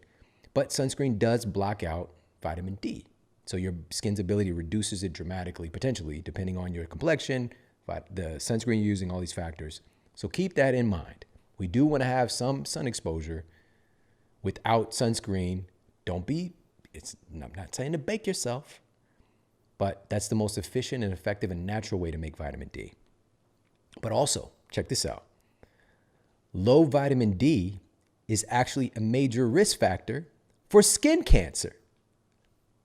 You see how it goes together? All right, so we need the vitamin D to defend us from skin cancer. Who knew? We did. We knew. All right. Now let's dive in and talk about some specific food sources. So the number one way that we're making vitamin D is through its interaction with our skin and the sunlight. Food sources, food first. Vitamin D is obviously critically important. We've talked about that in depth. Here's some of the best food sources. Right out of the gate, one of the most notable, and these are just going to be based on peer-reviewed evidence. Wild-caught salmon is the very top of the list as far as vitamin D food source. Wild-caught salmon has an average of about 900 IU of vitamin D per 3.5 ounce serving. All right, that's right up there. However, and this is important, farm-raised salmon contains only 25% of that amount. Still, one serving of farm-raised salmon, again, like just 25% of that, so we're still getting around 200 IU of vitamin D. So still pretty hefty amount from food. Other types of fatty fish like halibut, mackerel, same in that same ballpark, 200, maybe 300 IU per 3.5 ounce serving. But the one that has the most clinical evidence is cod liver oil. And it has about 448 IU per teaspoon. Now, this has been used for generations, cod liver oil, as prevention and treatment for vitamin D deficiencies in children. So this was the big thing of kids with the rickets, cod liver oil. Cod liver oil for a long, long time. All right, moving on. Egg yolks. A typical egg yolk contains about 40 IU of vitamin D, but a study published in the journal Nutrition found that pasture-raised chickens that roam outside in the sunlight produce eggs with levels 3 to 4 times higher. So if chickens get to do chicken things, being in the sun, eating chicken food, pecking around, higher levels of vitamin D in the yolk. So what about some vegetarian and vegan sources? Well, the biggest one here is mushrooms. Mushrooms are another top source of vitamin D, though, this is important, they're rich in vitamin D2, not D3. D3 is coming from the animal forms, which, according to data cited in the American Journal of Clinical Nutrition, vitamin D3 may be up to 2 times more effective and efficient for the human body than vitamin D2. All right, so I want you to keep that in mind. So where's the distinction here with the mushrooms? Wild mushrooms can easily contain 2,000 IU of vitamin D2 per 3.5 ounce serving. But farmed mushrooms that are not grown in sunlight contain very little vitamin D at all. Now, another very strange source of vitamin D for the average American is actually through vitamin D fortified foods. So these are processed foods that manufacturers are adding vitamin D to in an effort to eliminate vitamin D deficiencies. Now, this has been going on for decades. And again, these are generally coming in heavily processed foods. So like, white bread, it's enriched, fortified with vitamins and minerals. These crazy breakfast cereals, I was definitely a founding member of the Cereal Addicts Anonymous. All right. So the Lucky Charms, the Fruit Loops, the Honey Nut Cheerios, these heart healthy foods, right? Cheerios is heart healthy, fortified with vitamin D. But number one, it's the less effective vitamin D2, first and foremost. Second thing, even though these low quality foods are fortified with vitamin D2, why are most of our citizens still deficient in vitamin D? Just a logical question. Clearly, something is off here. So leaning on this fortification process, these fortified food sources of vitamin D is probably not effective. And so, but I wanted to keep that in context because, foods are fortified with vitamin D2, doesn't seem to be helping that much because the average person is eating a tremendous amount of these processed foods that are fortified with these nutrients.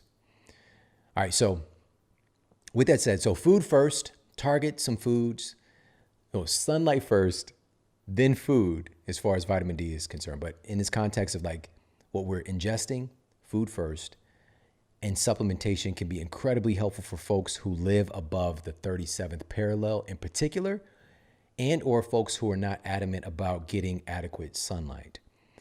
So you've got 4 options when it comes to supplementing with vitamin D. You've got lanolin source vitamin D, you've got mushroom source vitamin D, you've got fish oil source vitamin D, and you've got lichens source vitamin D. Now, mushrooms are a source of, again, vitamin D2, and it's not the same. It's not as effective as vitamin D3. Only lanolin, fish oil, and lichen-based supplements provide you with vitamin D3. So lanolin, so if you're like, what the is lanolin? Lanolin is often used for supplements, so it's probably the most dominant thing used for supplements because it's very cheap compared to fish oil. Lanolin, also known as wool wax, is a wax secreted by the sebaceous glands of wool-bearing animals. So it's coming out the glands of primarily sheep. So it's used to keep their wool lubricated, give that nice fluff for their wool. And so that's the primary source of lanolin for supplements, is coming from sheep's wool. The other source, so we've got lanolin, we've got fish oil source, we've got mushroom source, which again, that's D2, but then we've got another vitamin D3 source, which is my favorite, which is from lichens. And lichens right now are being studied for a whole host of benefits. Lichens are a unique combination of algae and fungi that are one of the most resilient and abundant entities on planet Earth.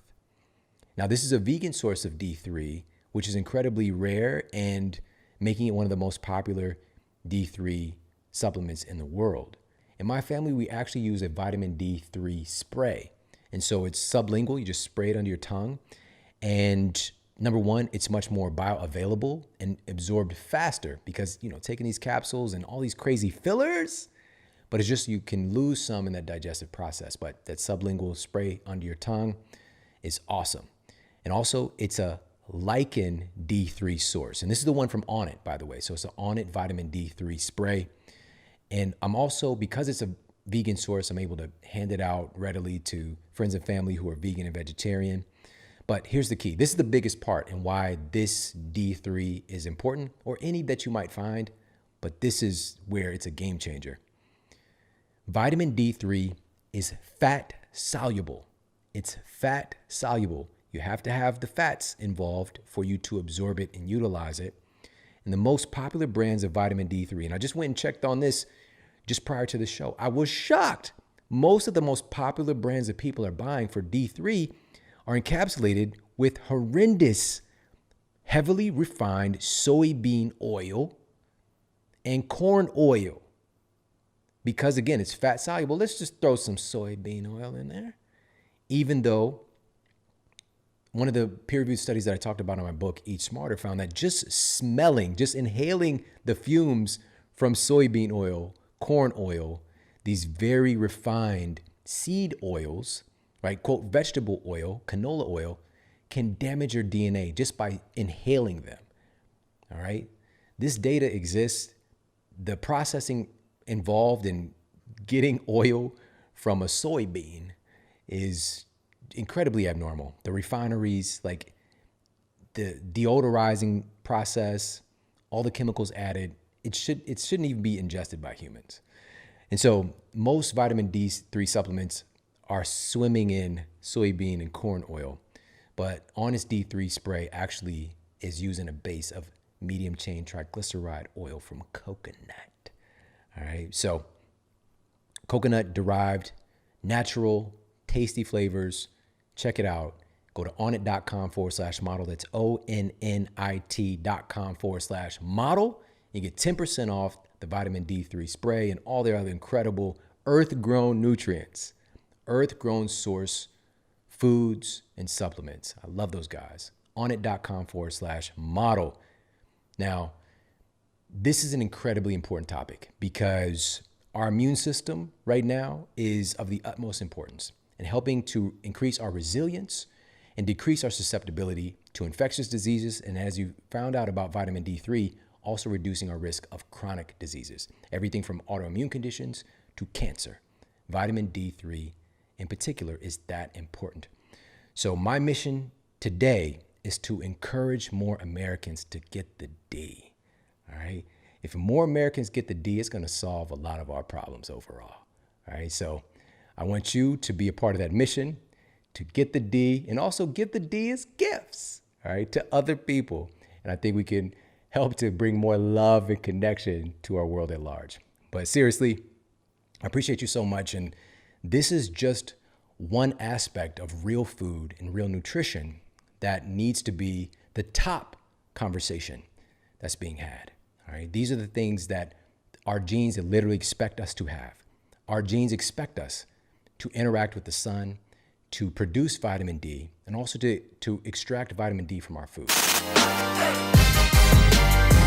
Answering the question, why do some people simply not like vegetables? Part of it definitely has to do with conditions. All right. Let's be clear, especially in our culture. But occasionally, and this is what we're going to talk about now, demystifying this, they might be someone who's in the category of people known as a super taster. A super taster is someone who experiences the sense of taste with far greater intensity than the average person. In particular, some studies demonstrate an increased sensitivity to bitter tastes, i.e. vegetables, for super tasters. It's believed to be due to a genetic predisposition how super tasters end up with their super taste. Some people actually have more taste buds and receptors on their tongue with this genetic predisposition.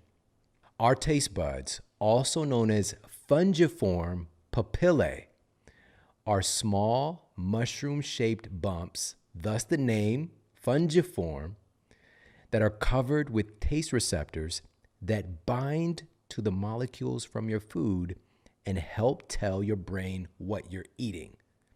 Really, really cool stuff. Now, super tasters appear to be more sensitive to flavors because of their extra budded tongues. And there are five identified categories of flavor.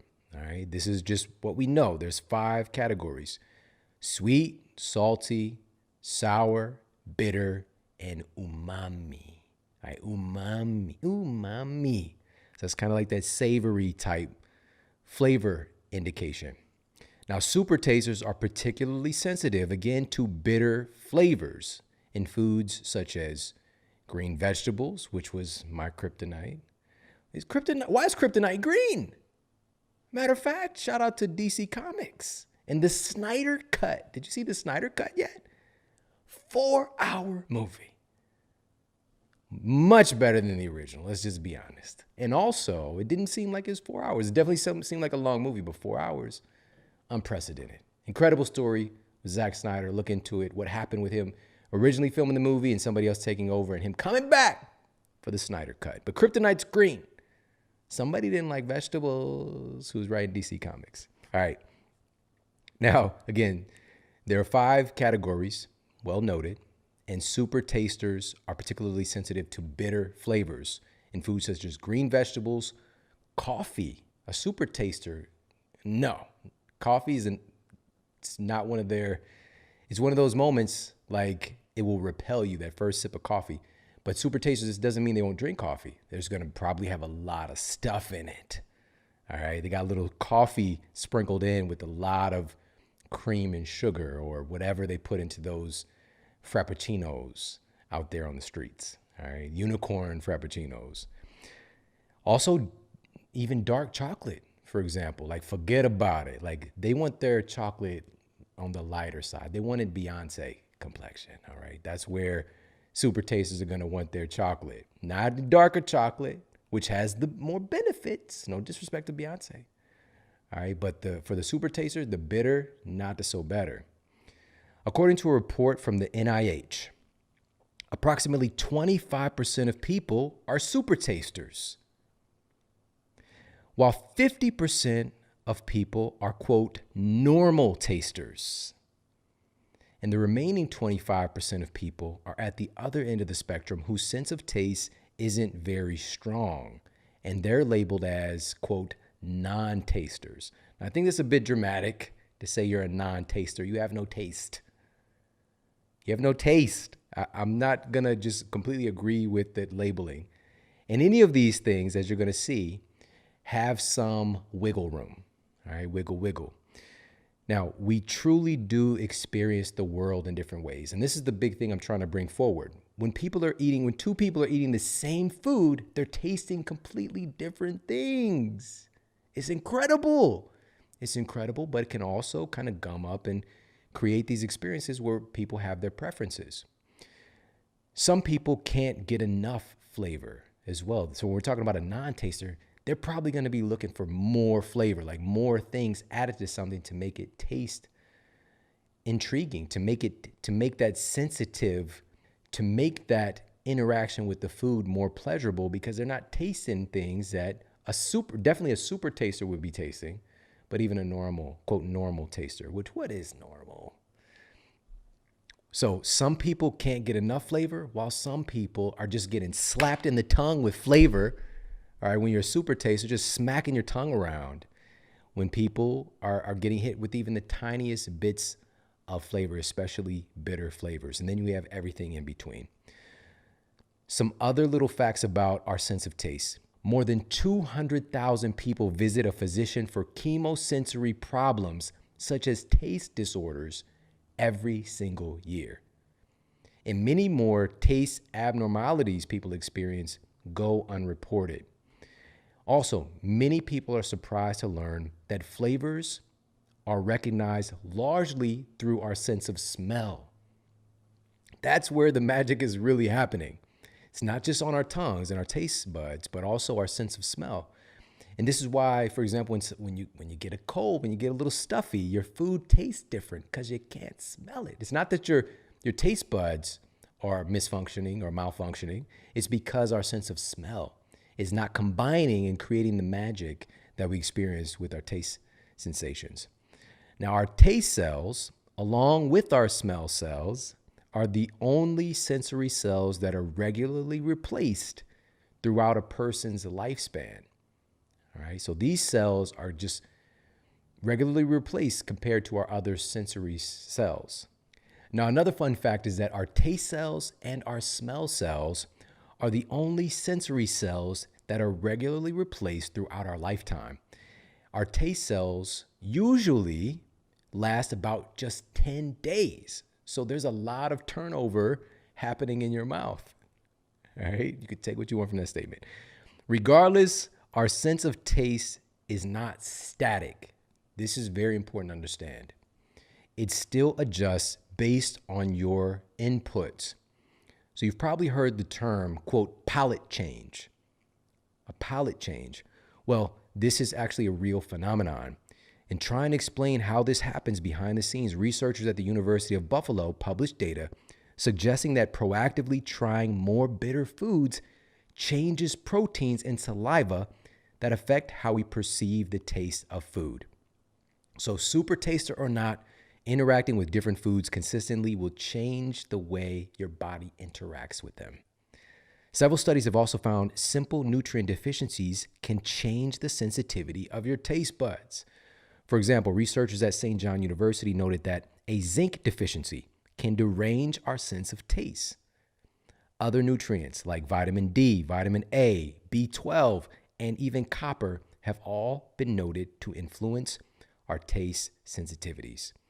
These are all things to consider, and this is such a big reason why addressing our underlying nutrient needs optimizes so many things about us, because food isn't just food, it's information. Food isn't just food, it's information. It literally changes our operating systems. It changes how our entire physiology, how every cell in our body interacts with the rest of the world. And, for myself, when I started to actually include more nutrient-dense foods into my life proactively, consciously, when I asked a fundamental question, when I was diagnosed with a so-called incurable arthritic condition of my spine when I was just a kid, I was 20 years old, a degenerative bone condition where I broke my hip at track practice, for example. My body was just breaking down, and I had the audacity to finally ask, what are my tissues made of? What are my discs in between the vertebrae of my spine? What are they made of? What are my bones made of? And once I asked this question, I started to actually dive into the research. Being that I was still in school, in college at the time, and having some accessibility and being able to research, I found that what was being marketed to me as necessary for human health wasn't what was actually necessary for human health. There was an array, about a couple of dozen critical nutrients to increasing my bone density. Many of them I had never even heard of. So I started to find out about things like sulfur and silica and how even omega-3 fatty acids are needed to improve bone density. And I wasn't getting any of this on my drive-through window diet that I was on previously. So when I started to change my inputs, including more nutrient-dense foods that had the raw materials, you cannot regenerate your body if you don't give your body the raw materials it needs to do the job. Very simple, fundamental principle that's not talked about in conventional medicine. It's not talked about in what would be real healthcare, which is giving your body the nutrients that it needs to thrive. And so when I started to do this, when my inputs changed, my outputs changed, my thoughts changed, my actions in the world, I just gained a level of clarity. My energy changed. All of these different things changed about me. And also my palate changed.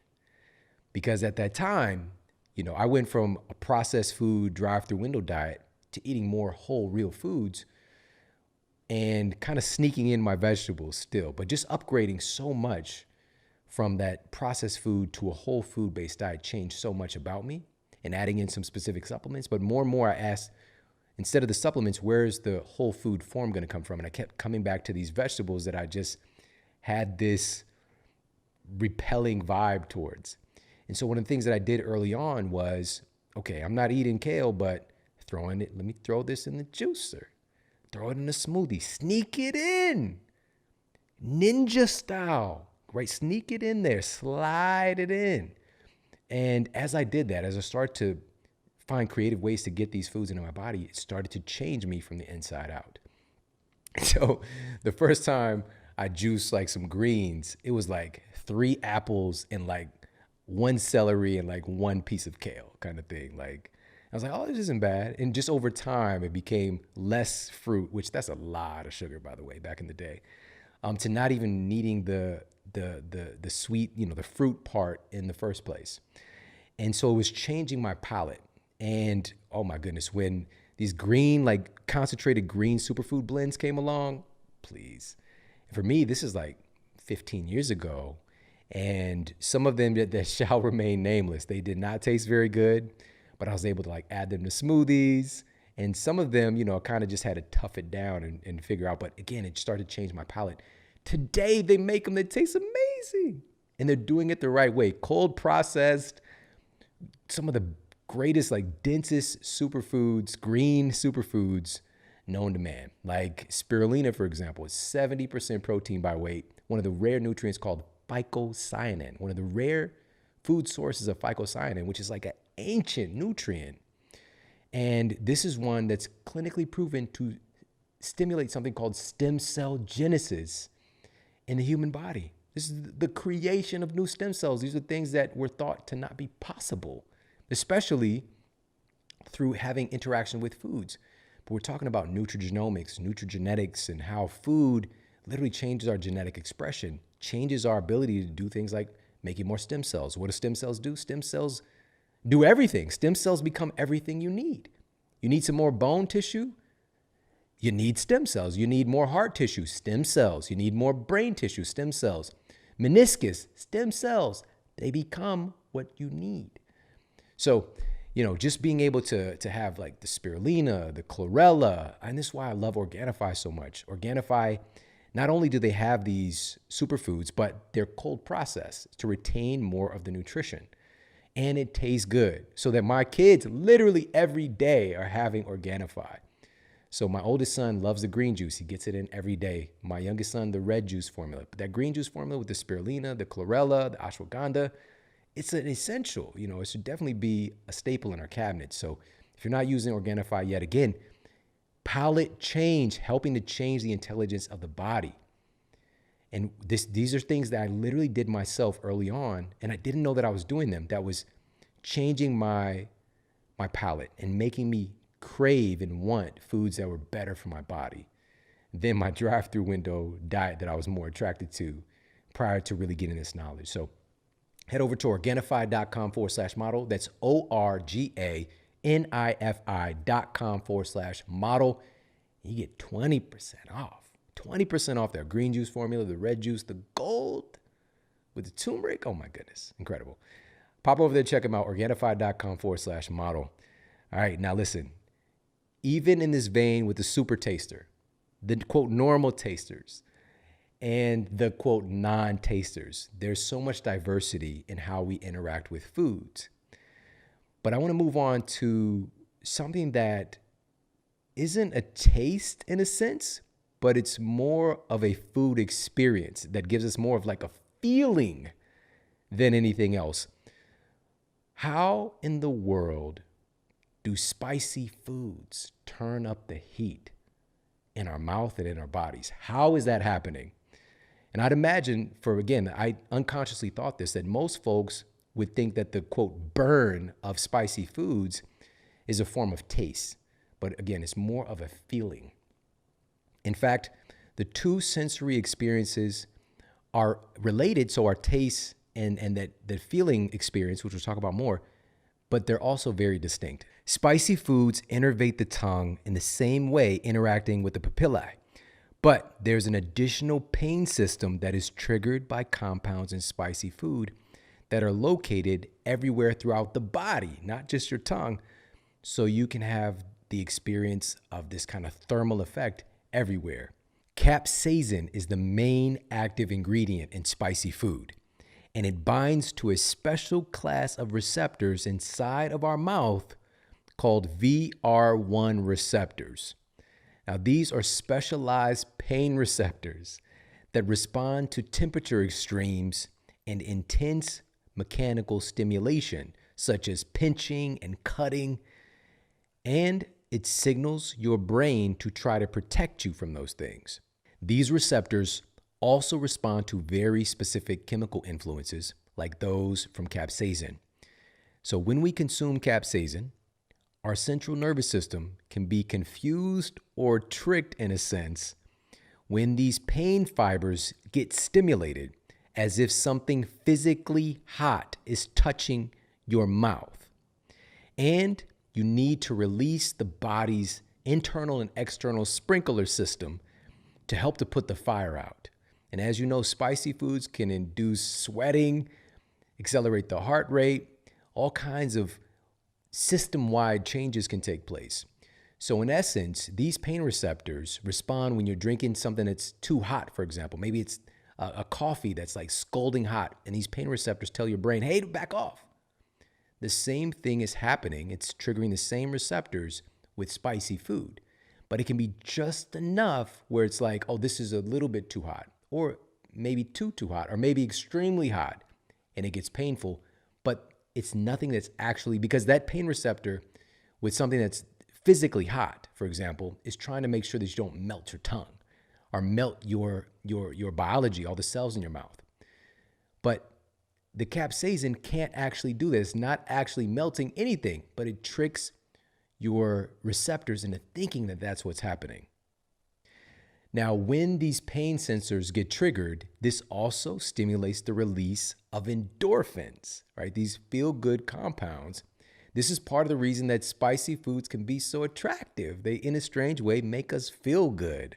Another interesting fact is that not only do different people have extremely different tastes and experiences as far as like feelings associated with food, but different animals sense flavors and stimulations from food differently as well.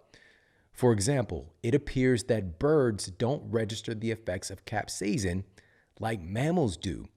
Birds can peck on the hottest of hot peppers and not be bothered.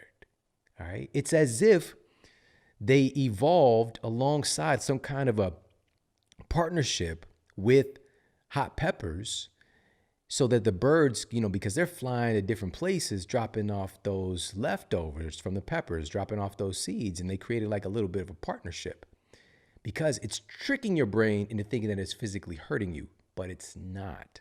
All right, but for birds, they don't seem to be bothered. Now, again, birds can have the hottest of the hottest peppers. I remember I was at this restaurant and I was with some, weird like get along gang type of eclectic. I didn't know how I ended up there. All right. And we had the meal. Then at the end of the meal, they brought this little plate and it had this drop of fluid right in the middle of the plate, like a little sauce, like a little like dark burgundy sauce and a bunch of toothpicks.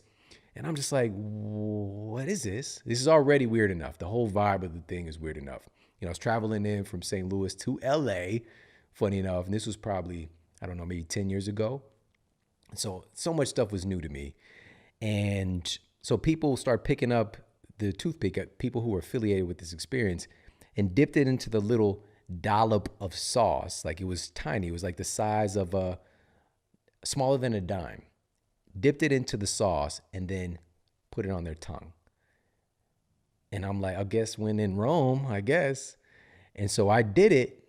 And then I put the dollop on my tongue. And it felt as if I was getting a full body tattoo once that stuff hit my tongue.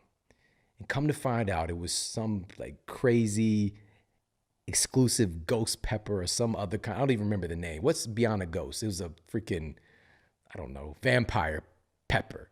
All right. It was like a whole different level. And I was like, how is this thing touching my tongue, making me feel stimulation on my skin, like on my arms? And so again, for us, we're getting this kind of interaction. And while a bird can consume, like literally just straight up eat one of those peppers, that just a little teeny bit of the fluid from it affected my body. So just keep that in mind, little fun fact. But how does this actually play out? Now, we're not talking about stuff that is like physically causing trauma to your body. We're not talking about that. We're talking about a little bit of spice. Let's keep it a little spicy. What kind of benefits can we extract from this unique compound? Well, a study published in the peer-reviewed journal Nutrients found that capsaicin supplementation actually improved risk factors for coronary heart disease, protection against heart disease. All right, that's really interesting that it has that kind of capacity. Well, there's another study that was published in 2016 where scientists concluded that capsaicin is actually able to increase the body's ratio of brown adipose tissue. It can actually help to nudge beige fat cells that can either become white adipose tissue, which is storage body fat, into being brown adipose tissue.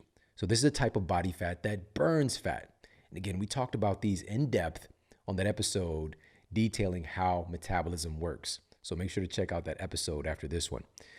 But the bottom line is hot food, spicy food actually has this not just thermogenic effect where it's kind of increasing our metabolism temporarily, but literally shifting the ratio of body fat. So we got storage fats, we've got structural fats, and we've got fats that actually burn fat for fuel. So it's really, really cool stuff. Now, additionally, several studies have also noted capsaicin's incredible ability to help with pain relief. And this was really interesting too. A study from the Harvard School of Public Health found that people who eat spicy foods daily have about a 14% lower risk of death from all causes than people who eat spicy foods once a week. Now, the researchers analyzed the health and nutrition data from nearly 500,000 people in this particular study and found this interesting correlation. After accounting for several other influential factors, spicy food stood out somehow. Now, again, this isn't necessarily causation, but it's an interesting data point nonetheless. So spicy food is tied to improvements potentially with our body fat ratio, cardiovascular health, relieving pain, increasing endorphins, and also potentially adding to that recipe of extending our lifespan.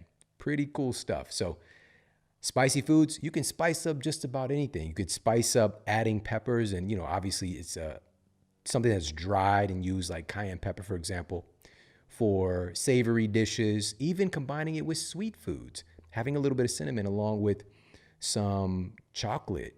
And cinnamon, for example, is actually something that's been utilized for quite some time. So we can think outside the box and utilize peppers, spicy peppers, cayenne pepper, and even whole peppers in different ways. All right, so again, from spicy to sweet, savory dishes, and just adding it in. If it feels good, add it in. A little spice. A little spice can go a long way. Now, next up in our venture into the strange relationship that certain foods have on our bodies is another common one that many people experience. Have you ever been snacking on some fresh pineapple and experienced some stinging in your mouth? Or maybe a little bit of like pins and needles sensation, or maybe even some weird numbness? Well, there's a unique enzyme in pineapple called bromelain that has the remarkable ability to break down protein. In your mouth, all the structures in your mouth are made from protein. Your body truly is made from protein. These are, quote, the building blocks that make up our physical structure. And so in your mouth, bromelain has the ability to digest protein and break down protein. So in essence, when you're eating that pineapple, it's trying to eat you back.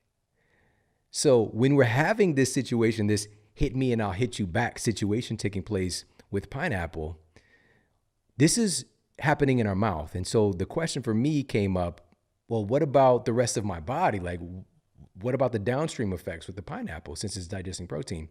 But once it hits your stomach acids and other compounds actually render bromelain harmless. And in fact, it helps it to become a potent anti-inflammatory nutrient in our bodies, according to data cited in the journal Clinical Immunology.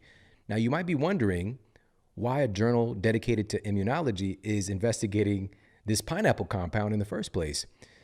Well, another study published in the journal Cellular Immunology found that bromelain can actually act as an immunomodulator in the body, helping the immune system to increase or decrease itself based on kind of an upper level intelligence, a modulation, instead of just this one lane, like what happens with synthetic drugs, for example. It pushes your immune system in one direction. It either increases the immune system performance or it suppresses the immune system.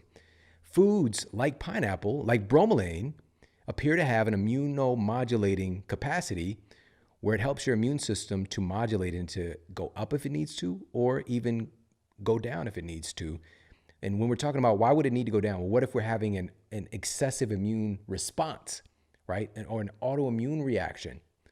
There can be some potential here. And this is what they're studying with bromelain being able to help the immune system to reach a state of homeostasis and balance and improvement overall. Now, there are many other benefits that are seen with pineapples in the data. Another one, this is conducted by researchers at the University of Southampton in the UK, found that bromelain can be an effective treatment for osteoarthritis. Pretty cool. And also, again, just overall, pineapple is very high in vitamin C and antioxidants, and this may lean into why it's helpful for the immune system somehow. But more research is being done. Food has these really interesting capacities. So pineapple is one that's pretty easy to utilize. It might be with your favorite yogurt, for example, dairy or non-dairy versions. It might be something that you're adding in a fruit, a fruit mix, right? A fruit cocktail.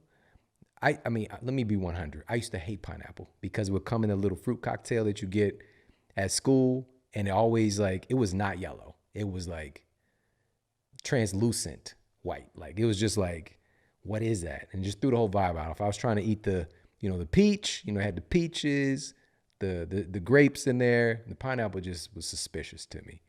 But that's not real pineapple, all right? Fresh pineapple. And so there are many different ways to add it in. So quote, fruit salad, or just eating some, snacking on it just, just alone, adding it to different dishes. Again, I mentioned that it's something that breaks down protein. So it's been used historically for like tenderizing meat, for example, right? So you might think of like the luau, right? Shout out to everybody listening in Hawaii right now and being utilized that way. And also there are some weirdos out there putting pineapple on pizza, but you didn't hear that from me. All right. Shout out to everybody who likes pineapple on pizza. It might be me. I might be one of those weirdos. Probably not, but there's definitely somebody in my household who's a fan of pineapple on pizza. Not saying it's me, but it might be.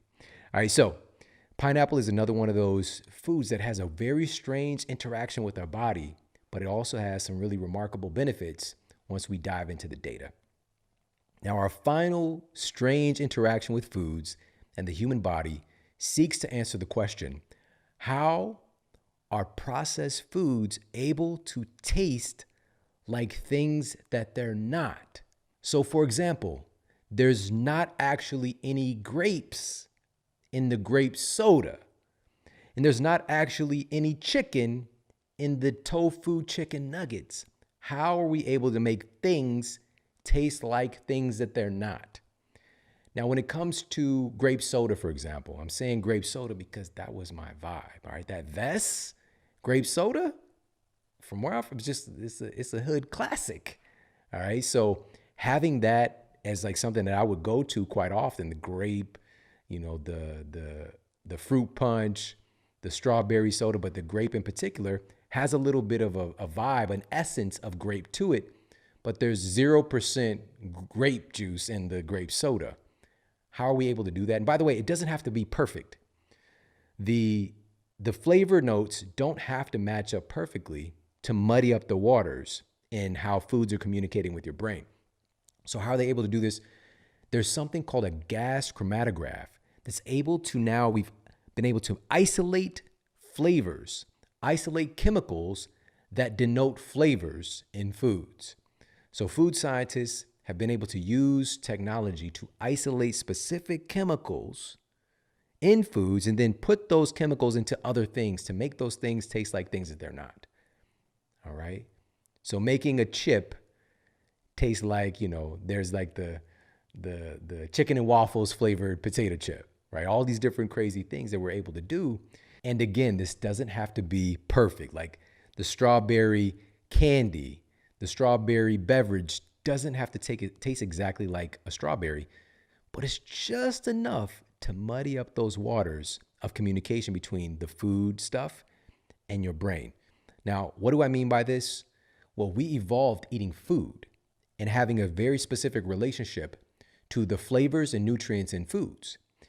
And there's this phenomenon called post-ingestive feedback. All right, post-ingestive feedback. This is through our evolution. When we would consume a food, just say we consume a wild strawberry. When you would eat that wild strawberry, when our ancestors ate that wild strawberry, brought it into our system, this highly evolved, intelligent system, your physiology, your brain, and the mind in all of your cells is literally just kind of pulling out its own metaphorical notepad and writing notes that when I just ate this food and had this flavor, this strawberry flavor, a wild strawberry flavor, I got some vitamin C. I got some copper. I got these particular amino acids. And it's just literally taking notes, taking stored biological memory of what it got when it got this flavor. Right? So there's a post-ingestive feedback. Once we ingested the food, we get this feedback that these are the nutrients that come along with that flavor. And so whenever our bodies would become deficient in those nutrients, our physiology, our brain, our body, every cell in our body, we knew where to get that nutrient, where to get those nutrients, because we would evoke a hunger or a craving for those foods. This is how cravings evolved. Cravings aren't a bad thing. This would dictate and determine and assist and support our food choices. But this highly evolved system has been manipulated by the food industry to make us crave all of these crazy things that have never existed before, and has, again, muddied up the water of this post-ingestive feedback, because now we have things that taste like other things, right? And so there's another phenomenon called vanishing caloric density that's utilized by food scientists to manipulate our brains, because any strong flavor sensation, anything that really overwhelms your taste buds, we have a natural mechanism in our brains that trigger us to stop to the joy that we might be getting by having this food, to turn the pleasure off and start to make it not palatable. All right. So this is why, for example, you might not be able to eat a lot of fill in the blank food. So maybe it's that pineapple that we talked about earlier. There's only so much pineapple. Again, the pineapples have been kind of manipulated over time as well to be sweeter and all that stuff. But there would be a shutoff mechanism in our brain. It's like, okay, it's enough sugar. It's enough of these nutrients. And also, of course, the pineapple is going to start hurting you after a while anyways. So these are all in the natural rhythm of things. But with this vanishing caloric density, food scientists have found a way to make, for example, a Cheeto, right? To make a Cheeto, which is an incredibly potent flavor sensation, to only trigger stimulation of a certain category of brain cells, just enough to tickle them just enough, then adding in some other notes over here and creating this perfect combination where you can keep eating it and eating it and eating it and not really even realizing that you've tore through a whole bag of these things, right? You might have consumed hundreds of calories, but your brain is essentially tricked into thinking that it hasn't gotten many calories at all, because it's another post-ingestive feedback is the amount of energy that's coming in from the food. And so your brain is even getting tricked to like, this is just air, just some chewing on some air, right? Keep eating. So this is just another one of those ways that our interactions with food often go on behind the scenes. Like, why are we doing the thing that we're doing? Why do we have this relationship with these particular categories of foods that we call processed foods? What's happening there? What's happening behind the scenes? And these are one of the things that we really need to address as a culture to help to move away from these things, to restore optimal function, to restore that true post-ingestive feedback and our powerful relationship with food and what our bodies really need. Because the reality is we've been manipulated. These food manufacturers have been manipulating our systems and creating a situation where our systems and our biology and the release of these different feel-good chemicals and dopamine has really run amok. We didn't land on Cheetos. Cheetos landed on us. So if you saw this, you see I did the Denzel Washington finger if you saw that. But it's true. These things have really taken over our culture. And how do we fix it? This is so simple. It's simple, but it's not necessarily easy because, again, it's immersed itself. It's really entangled itself into our culture. But a simple return to a healthy, quote, normal palate, normal interaction with real food takes place when we remove the abnormal foods. It's literally that simple. Healing starts to take place. Intelligence starts to reign supreme again. We remove the cause of the dysfunction. All right. But does this mean that we don't get to eat the most delicious foods we've ever had? No, this doesn't mean that. This doesn't exclude you from joy and pleasure. Matter of fact, it's opening the door. There are thousands of foods that you haven't even tried yet. Real whole foods. And the cool thing is that the best meal of your life is still to come. And that's so inspiring. And so getting this type of information, getting inspired, adding in some new things here or there. And also, again, let's remove the cause, move away from those things. Not to say that we can't even have them. I'm definitely not in camp like nothing, never, but I'm very much aware of it's not just having that experience, it's the downstream effects that can take place. And so really shifting in what we talk about in Eat Smarter is having this 80-20 principle, and really focusing on 80% of our foods coming from real whole foods, whole unprocessed foods, and then changing and dressing these foods up and creating incredible meals out of them, right? Sexy food, sexy time food. Not like the Colt 45, not like the Billy D. Williams trick. Like, it works every time. He's like pretending that this is going to be a healthy affair, but it's really just, some cheap malt liquor. Billy, you're not drinking that stuff. But shout out to Billy D. Williams. All right, but this is a true invitation into health and wellness, right? So being able to take advantage of the incredible foods that we have access to, and also just being a little bit more proactive at avoiding the things that really do have this very strange, twisted way that they interact with our cells. And even we're talking about nutrigenomics and nutrigenetics and how they're affecting our genetic expression, right? This isn't a small thing, all right? But at the end of the day, even those processed food goodies, we can upgrade the quality of those things. We can use better ingredients for those things. It just keeps getting better and better. Peer-reviewed studies have shown that each of these have, again, proven detrimental impact on your gut bacteria. All right, the same gut bacteria that communicate with your cells in your gut, creating your sleep-related hormones and neurotransmitters. These are proven. Agricultural chemicals, pesticides, fungicides, herbicides, rodenticides. Side means to kill. It means to kill, right? The suffix side means to kill, but it's not going to kill anything in you. It just kills the little pesties. You're made. We are more of these single-celled organisms than we are human cells by far. All right. Our microbiome it's these very small entities that are very susceptible to chemical exposure. Most agricultural chemicals, the vast majority of the thousands of them, thousands approved for use for growing human food by our EPA, right? Environmental Protection Agency. Why are they allowing so much? I thought you were going to protect me. I'm part of the environment. EPA? Nah, it doesn't work like that. These organizations, we have to look out for ourselves and we have to encourage policy change. All right. So, but these chemicals, they're either estrogenic or neurogenic. So estrogenic, meaning that they disrupt the reproductive cycle of very small organisms.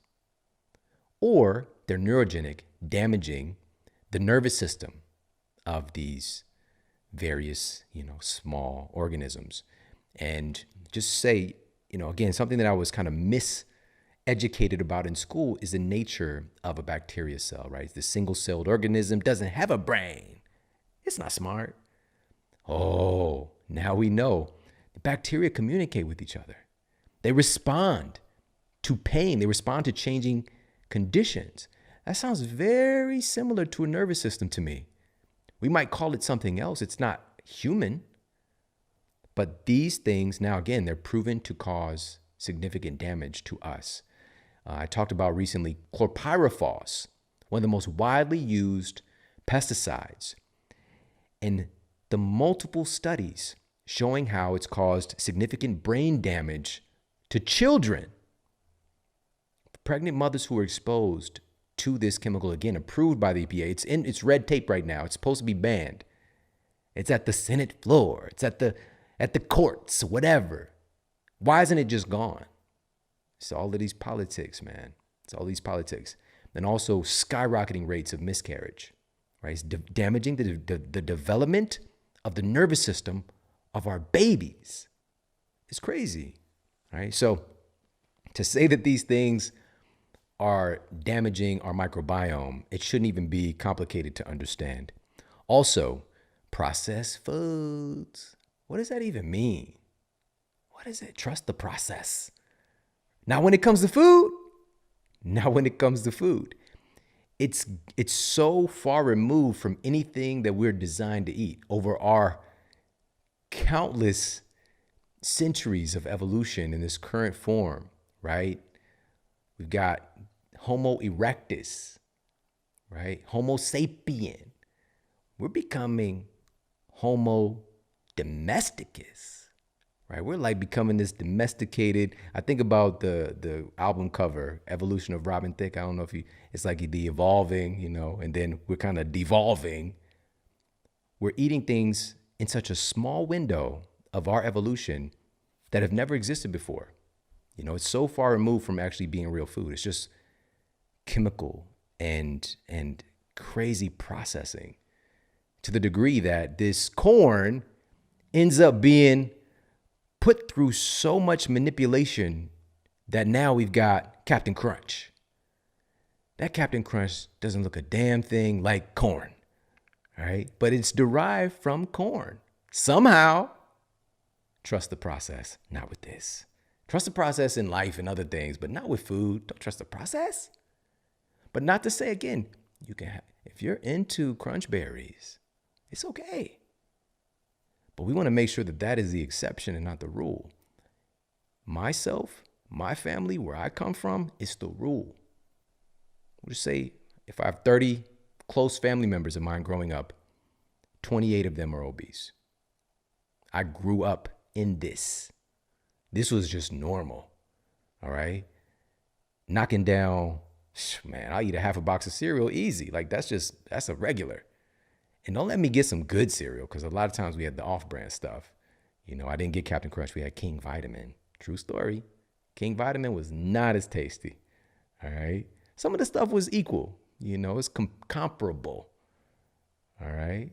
We had we didn't have Tony the Tiger. We had, I think it was like a polar bear, right? It wasn't Frosted Flakes. It was like Sugar Flakes with the polar bear. Polo the polar bear.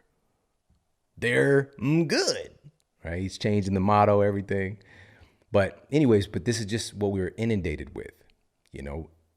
Nearly every meal that I ate was processed foods, and wonder why we were in such a poor state of health. These foods are also destroying our bacteria cascade and really feeding opportunistic pathogenic bacteria who look for weakness in our system. It's just how nature works. So these are the things destroying our microbiome, destroying our sleep quality. We want to be more cognizant of these things so that we can avoid them. Also, haphazard use and repeated use of antibiotics. Now, at this point, for all of us, we should really get this. You need to be very aware of when you're getting a prescription for antibiotics, we want to make sure that it's for an actual bacterial infection. Because for years, they just handed out like candy. It didn't matter if it was fungal. It didn't matter if it's viral. It's called an antibiotic against life, an antibiotic, but specifically killing bacteria cells, all right? And 9 times out of 10, it doesn't care which bacteria that it's destroying. It's like a little bacterial nuclear bomb going off. It doesn't care what team the bacteria is on in most instances. So we want to be much more conscientious to ask questions, make sure that the appropriate diagnosis is there, because antibiotics can be incredibly helpful in the right circumstance. But the majority of the time, it's not necessary. And we've seen the ramifications as over the past few years, past decades, we've destroyed our terrain. Our microbiome, when you look at the diversity of our microbes versus, and I shared this study in Eat Smarter, folks who are still eating more, something closer to their indigenous diet, right? More of the hunter-gatherer. They have 4 times more bacterial diversity in their gut than the average person here in America. We're losing, it's like a rainforest. We have a lot of endangered species and a lot of things have gone extinct. And as the data very clearly shows, and again, we shared multiple studies on this, just incredibly eye-opening in the book. As your microbe diversity goes down, your rate of obesity goes up. As your microbe diversity goes down, your rate of insomnia goes up. Your rate of heart disease goes up. Your rate of diabetes goes up. Our microbes matter, all right? Trust the process, but not with your food, all right? So haphazard use of antibiotics as well. We want to be more aware of that. And again, there's a list of some other things that we need to be more conscientious about and careful about so we're not destroying the very microbes that are helping in the process of creating our sleep-related hormones and neurotransmitters. Now, on that note, let's dive into some more of the good sleep nutrients and specific foods for us to target to improve our sleep quality. The next one I want to talk about is one of the 9 essential amino acids. It's essential. That's a powerful statement. Now, I believe that in the next few years, we're going to move away from this term of being an essential amino acid as if the other ones aren't, because many of them also play absolutely essential roles. But this one already gets that moniker. It already gets the name tag. It shows up at the event. It's like, I'm essential. I'm a speaker here. I'm VIP. All right. And this one, it's essential also noting that it must be obtained from our diet. Our body's not just readily wishy-washy making it, because our body can actually make quite a few different nutrients. Really, really wild stuff. And this nutrient, the specific one that we want to target for our sleep quality, one of the 9 essential amino acids, is tryptophan. A tryptophan deficiency has been found to create disruptions in our REM sleep, our rapid eye movement sleep, while also improving tryptophan levels have been shown to reduce wakefulness at night and increase mental alertness after waking up in the morning. This is according to data cited in the journal Nutrients. That's pretty cool. Tryptophan. Now, if this isn't remarkable enough as it is, all these benefits that we see with tryptophan, as you'll recall earlier, we talked about how serotonin is a key building block of melatonin. Well, tryptophan is a key building block of serotonin. All right, it goes tryptophan, serotonin, melatonin. All right, your body needs, this is why I'm specifically targeting this nutrient, is that your body needs copious amounts of tryptophan. It's used for a lot of different processes. So this is something to be more intentional about, including more of these foods in your diet that are rich in tryptophan. Again, within the bounds of your particular diet framework that you might be subscribed to, or allowing yourself to maybe experiment with some other foods that might just hit a real powerful sleep note for you and improve your sleep quality. So some of the best sources of tryptophan include, there's the stereotype with the turkey, all right, tryptophan and the itis, right? You get that turkey nap on game day, but it's not from the turkey. Let's be honest, all right? It's from the sheer amount of food that we eat, because it's as if we're basically eating like we're not going to eat again till next Thanksgiving. All right, we got to just pack it in. That's why we're sleeping. But turkey, chicken, lobster, eggs, cheese, tofu, chocolate is a really great source of tryptophan. But again, we want to get the best stuff, the best quality. Chocolate comes from a plant, cacao, these little cacao seeds.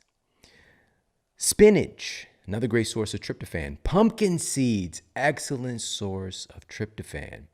peanuts, and also spirulina is a really good source of tryptophan as well. All right, that super green algae. All right, so those are some more foods to include, an array of them, or again, this is something, whatever fits into your diet framework. But we want to make sure tryptophan is very important for improving our sleep quality. All right, we're going to jump to the next one. And again, when I was in school, I paid for this education, but I was really miseducated. I paid. And now for the next nutrient and specific foods that we want to look to targeting for our sleep quality. This is another major point that when I was in my traditional university nutritional science class that I paid for, I paid to be miseducated. I was taught we need to get our essential nutrients, vitamins, minerals, get a multivitamin, get a multi, right? It's got everything you need. Well, here's the problem with that. When we're getting our calcium from a multivitamin, multimineral, when we're getting our vitamin A, when we're getting our vitamin C, is it the vitamin C that we actually need? Is it the vitamin C that we're deficient in? Because there's multiple types of vitamin C. There's multiple types of vitamin A. There's multiple types of not just the B vitamins, but even within the subcategory of B vitamins, B12, there's multiple types of B12. There's multiple types of vitamin D. There's multiple types of magnesium. The intelligence is not there in the damn Centrum Plus formula. It's just not. That's why food is so powerful. It's got it all. And it also has these cofactors, these biopotentiators that make it work better in your system. That's how powerful food is. We evolved having food, not Flintstones vitamins. That's new. Not to say food-based multi can't be helpful, but we don't want the synthetic garbage. And we want to make sure that we have an array of these nutrients. So I just want to preface by saying that. So when I talk about this specific B vitamin that we know has a deep connection to our sleep quality, that we want to look at food first. All right. And this vitamin is B6. All right. B6. Now, vitamin B6 is a critical cofactor in the tryptophan serotonin pathway. Coming into the game in its shorts. In unsuspecting demeanor, vitamin B6 plays the role of John Stockton, making the big assist in the production of both serotonin and melatonin. Low key, you wouldn't even know it. Now, when your system is jazzed up, shout out to the jazz, John Stockton. You see how I layered that?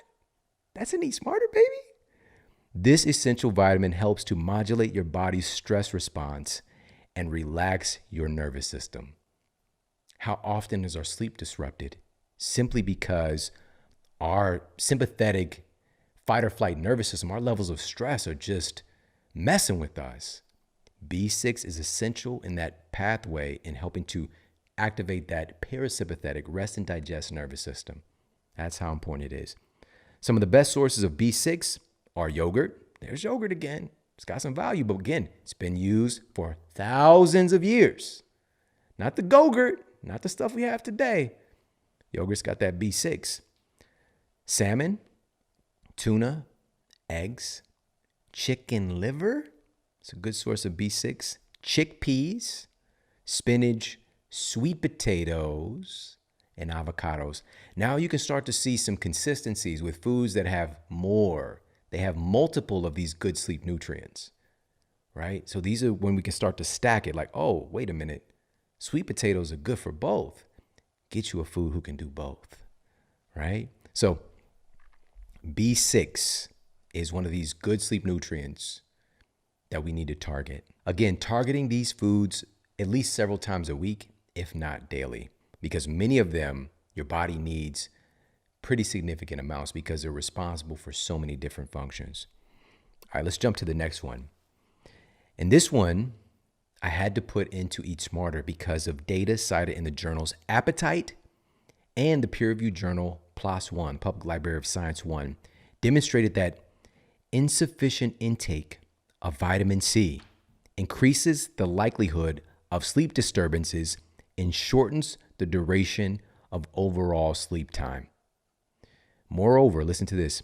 A 2009 study showed that a combination of vitamin C, which was 100 milligrams in this particular study, and vitamin E, which was 400 IU, taken twice daily, in addition to, this was folks who were dealing with significant sleep apnea, in addition to them using their positive airway pressure, CPAP administration. The combination of these nutrients helped to significantly reduce episodes of sleep apnea versus just using CPAP by itself. We want folks to not need the CPAP. We want to be able to help to reduce body fat, to improve oxygenation of their brain, to actually enable them to get efficient sleep cycles so that they're healthier. We're just treating a symptom still with the CPAP alone. And ultimately, all of these things are an option, but the part that's often left out of the equation is the nutrition side that makes everything happen. Because your lungs that is trying to breathe, your lungs are made of food. Your brain that's running all these processes, it's made from food. It's made from these specific nutrients. So just wanted to add that piece in because a lot of folks are dealing with sleep apnea today. It's one of the, again, just rapidly growing. This didn't exist before at this level. It's just at an epidemic. And we want to be able to get folks better sleep so that they can feel better and be healthy. So also the inclusion of vitamin C and E improved sleep quality for study participants and decreased daytime sleepiness. So they had more energy throughout the day. Vitamin C is that deal, all right? But it's another one of those things we need copious amounts. It's used for so many different things. But again, we generally, when we hear vitamin C, we probably think about the immune system. Yeah, it's a lot going on with that. Immune system stress. But also, it's important for regulating our sleep quality. Great sources of vitamin C include just everyday foods that a lot of folks know about, like bell peppers, green leafy vegetables. I don't think a lot of people realize green leafy vegetables are a great source of vitamin C. Broccoli, really good source of vitamin C. Kiwis. Shout out to kiwis. Underrated. Strawberries. Citrus fruits. I think we generally identify citrus fruits as being like the vitamin C food, but there are many that have many foods that have more vitamin C content, but these are good too. Papaya is another great source of vitamin C. Then there's superfoods, right, that have this incredible concentrations of vitamin C, like camelberry, amla berry, acerola cherry, many others. So, but these are foods that even myself personally, I'm finding creative ways to get in vitamin C dense foods. I've seen it firsthand, clinical practice, getting somebody's vitamin C levels up, improving their sleep quality. I've seen it time and time again. It might just be the one thing, they're doing all of this stuff right, but a simple vitamin C deficiency, helping them to sleep better at night. All right, next up, I'm going to provide a specific food for a specific sleep scenario, because getting a good night's sleep is one of the most effective treatments for things like colds and flus. But unfortunately, sometimes being under the weather can cause problems with you getting good rest to help you to recover. So in that specific scenario, if you need a little assistance to sleep better when you're dealing with symptoms, and as well as your family members, kids, like a grody cough and sneeze and just an inability to breathe well and to sleep well, look no further than your favorite beekeeper. A randomized, double-blind, placebo-controlled study revealed that honey is able to outperform a placebo and significantly reduce cough frequency and severity at night, and was found to improve sleep quality. Honey is also a remarkable source of antioxidants, and it's even been found to help to reduce things like blood fats when used as a replacement for sugar. And all of this is pretty sweet. But again, what are we doing in terms of reducing coughs and helping to sleep at night? We turn to these, quote, cough syrups that have these insane, let me just share with you. We're just talking about one of the populars, right? That NyQuil. Ingredients in some of the most popular conventional cough medicines, FD&C Blue #1, Red number 40. What is that? High fructose corn syrup. All right, they're not even trying to hide it. They got that fructose. They got that high fructose in there. Propylene glycol. Just Google propylene glycol and antifreeze and enjoy. Saccharin. All right, so we want to avoid these things. How are we trying to get better, but we adding in things to make us worse? Again, many of these things damage our nervous system, damage our microbiome, and it's coming along with our quote medicine. We have to do better. And what my family uses and what we keep in our cabinet is this incredible bee soothed cough syrup made with high quality honey and some of the most powerful immune supporters on top of that. First of all, you want to get honey that does not have, that's third party tested, doesn't have lead and pesticides. Unfortunately, this is common in that industry now at this point. So it's third party tested, and it also has this incredible combination of other immune supporters. So it's pure high quality honey, elderberry, chaga's in there. You got chaga, propolis, which also has powerful antiviral capacities as well. And this is seen in the peer-reviewed journal Antiviral Chemistry and Chemotherapy, revealed that propolis has significant antiviral effects, specifically in reducing lung infections. Come on. This exists and it's real and it's natural and it doesn't have all that craziness in it. So again, this is called bee-soothed cough syrup. All right, bee-soothed cough syrup from Beekeepers Naturals. All right, no drugs, no dyes, no chemicals, no refined sugars. This is what you need to have, especially during this time of year. Just have this around in case you need it. All right, go get you some like right now. Bee-soothed cough syrup. Go to beekeepersnaturals.com/model, and you also get 15% off as well. So take advantage of that. That's BEEKEEPERS naturals.com/model. Again, that's BEEKEEPERS naturals.com/model. All right, so that was a specific food for a specific scenario. And we've got a list of these powerful, specific nutrients to build sleep-related hormones and neurotransmitters and eat smarter. Let's target another one. Again, there's many more, but we've got to talk about this one because it's so important. A 2016 study reported that magnesium is able to reduce the activity of your sympathetic fight or flight nervous system and turn on the activity of your parasympathetic rest and digest nervous system. And another study published in Pharmacological Reports states that magnesium is able to interact with inhibitory GABA receptors and induce anti-anxiety effects. Hakuna Matata. That's that Hakuna Matata vibe that magnesium provides. And one other double-blind, placebo-controlled study published in 2012 found that improving magnesium levels appears to improve sleep efficiency, improve melatonin function, reduce cortisol, and reduce wake after sleep onset. Come on now. Magnesium is the #1 mineral deficiency in our country. About 60% of our citizens are chronically deficient in magnesium. We have 115 million people who are regularly sleep deprived. Coincidence? We can do something about this. And again, how are we deficient in something that's abundant in real foods?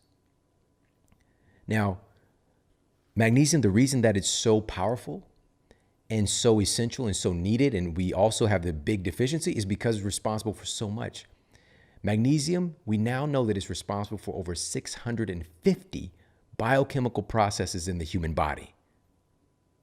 That translates, what does that mean? That translates to mean that that's 650 things your body cannot do if you're deficient in magnesium, or can't do effectively. The human body is resilient. It tries to find a way, but 650 processes in your body that we know of now are dependent upon magnesium being present. Food first, What are some excellent sources of magnesium? Again, I'm stressing really how important this is. In this category of eat these foods to improve your sleep quality, foods that have excellent dietary sources of magnesium include avocados. Coming in again. Get you someone who could do both. Get you a food who could do both or three. Pumpkin seeds are great sources of magnesium as well. Almonds, great sources of magnesium.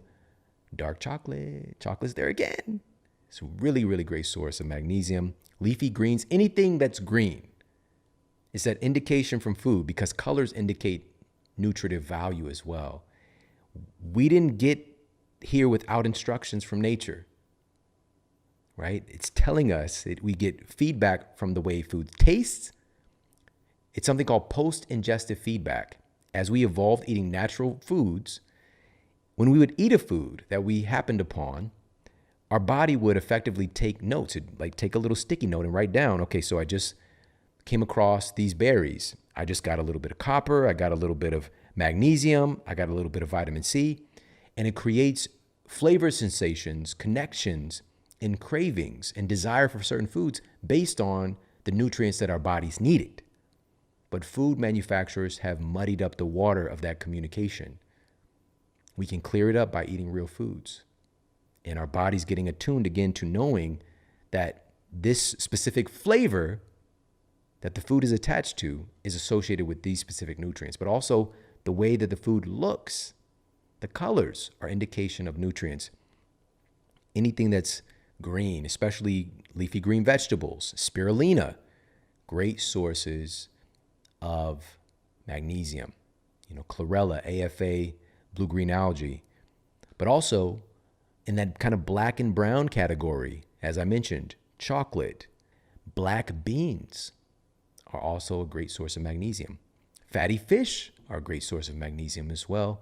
And as I mentioned already, super green, green dense superfoods like spirulina, chlorella, all great sources of magnesium. We need to be very proactive at including many of these foods. And as mentioned, we go through many more of these good sleep nutrients in Eat Smarter, and also some of the other things for us to be more intentional about just managing a little bit better, because some of the things that we can be consuming on a regular basis could be destroying our sleep quality and we don't really even realize it. And one of these things during this very strange time of a pandemic and all the associated shutdowns that has really skyrocketed in consumption is alcohol. All right, it's that liquor. All right, a recent meta-analysis affirmed that drinking alcohol close to bedtime does in fact help people to fall asleep faster. Wait a minute, what? Hold up. Let me continue. But there's a catch bigger than OBJ reaching back and posterizing a defender. There's a catch here. Cited in the peer-reviewed journal JMIR Mental Health, researchers found that even one drink close to bedtime can impair your sleep quality. Moderate alcohol consumption was found to lower restorative sleep quality by 24%, with high alcohol intake damaging sleep by nearly 40%. A hangover isn't from the alcohol alone, it's from the detrimental impact that it has on our sleep cycles. Specifically, alcohol is known to create disruption to our REM sleep, right? It's called the REM rebound effect that we see with the consumption of alcohol close to bedtime. With alcohol in the system, even after the person is asleep, because again, it helps us to fall asleep, our REM sleep is delayed and or suppressed, leading to insufficient recovery of crucial brain and bodily functions. So again, it's not that alcohol inherently is something that is just off limits. It's not like that. We just need to be more intentional in knowing that drinking close to bedtime, we want to have a little bit of an alcohol curfew there. So your body processes alcohol very quickly.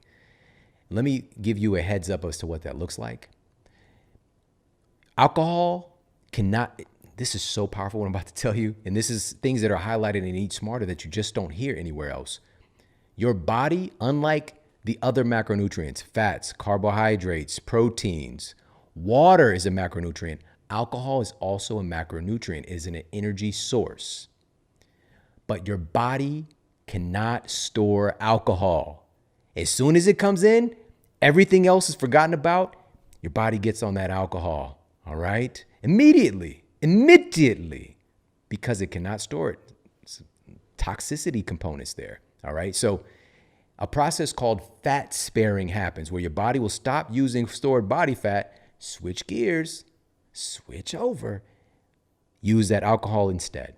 It's called fat sparing. It literally stops the process of burning fat when alcohol is present. Just letting you know. Not to say you can't get your sip on, but this might be the thing that's disrupting your sleep and also disrupting the results you're looking for with your metabolism. The rates of alcohol consumption have skyrocketed. It's a stress reliever. It's a way for us to get away from the problems that we're experiencing. There's so much stress. We've got to be able to manage this a little bit better. Maybe this is a call for someone to just check themselves, just to check in with themselves and just be like, have I kind of went a little bit overboard where I want to be with my alcohol consumption? And what are the ramifications of it? Right? Not that there aren't even potential benefits. And I talk about this in Eat Smarter. There's some remarkable things there if you look at some of the categories within the construct of alcohol. But we also know that it's a very powerful psychoactive drug. And we also know that it can be incredibly detrimental to our sleep quality. So with that said, let's have a little bit of an alcohol curfew. Give yourself a little bit of time for your body to metabolize alcohol. That's number one. And number two, if possible. And number two, we can also help for your body to metabolize it and flush it out of your system even quicker by upping our intake of water. All right. The quote is, nature's solution to pollution is dilution. All right. So adding in a little bit of water can help your body to process it a little bit quicker and improve your quality of sleep. So again, there are things that we might be consuming that are damaging our sleep quality and we don't really realize it, which then if we're sleep deprived, if you've ever had a hangover, there are long tail effects that come along with that. This might cause problems with our sleep later on as well. Our body's trying to sort itself out. So maybe we can break that pattern a little bit. And again, being more aware of the things that might be damaging our sleep and adding in more of the things that improve our sleep quality. Because again, all of these processes are happening based on food. Sleep-related hormones, neurotransmitters, our bacteria, our gastrointestinal tract, our brain itself is made from food. This matters. And this is the power that food has to affect so many different areas of our lives. And I'm just going to share a couple more very specific food sources that we can imbibe, that we can utilize to improve our sleep quality. And one of those, this is one of my favorite things. I have this most days during the week. Just about everything I try to cycle and not just use this thing all the time. But this is in the category of well noted. It has thousands of years of documented use. Thousands of years. We can't say that about hardly anything. But this is in the category of what's known as adaptogens, and or having these kind of tonifying effects where the more you use it, the more benefit that you see. But I still like to cycle things. But again, most nights of the week, probably 3-4 nights a week, I have this about 30-45 minutes before bed. And this is because of a study published in the journal Pharmacology, Biochemistry, and Behavior found that the renowned medicinal mushroom reishi was able to significantly decrease sleep latency, meaning you fall asleep faster, increased overall sleep time, and increased non-REM deep sleep, as well as REM sleep. So it improved all parts of our sleep cycle. That's incredible. This is something that everybody should know about. And again, but the quality matters. Don't just go out and get reishi. Just because whatever, we want to make sure that it's done right.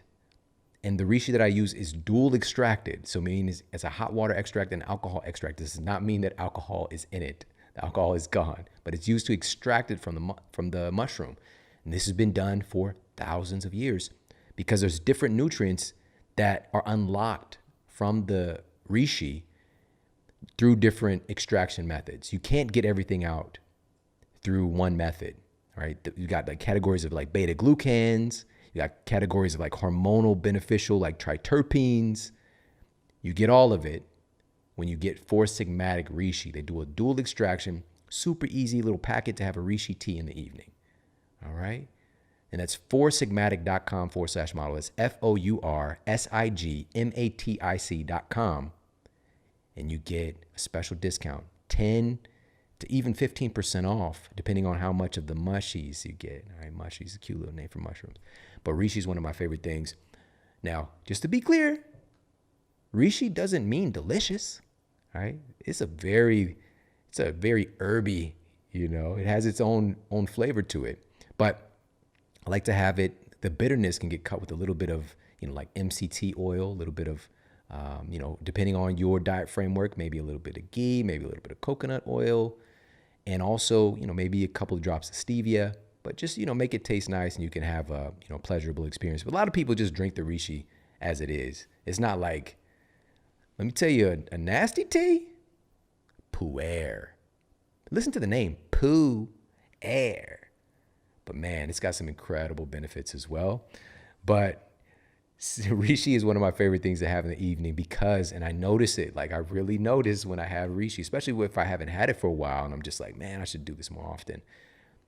Reishi from 4-Sigmatic. That's 4sigmatic.com/model. All right. Also, one of the things that even, my grandmother would have, chamomile, incredibly storied,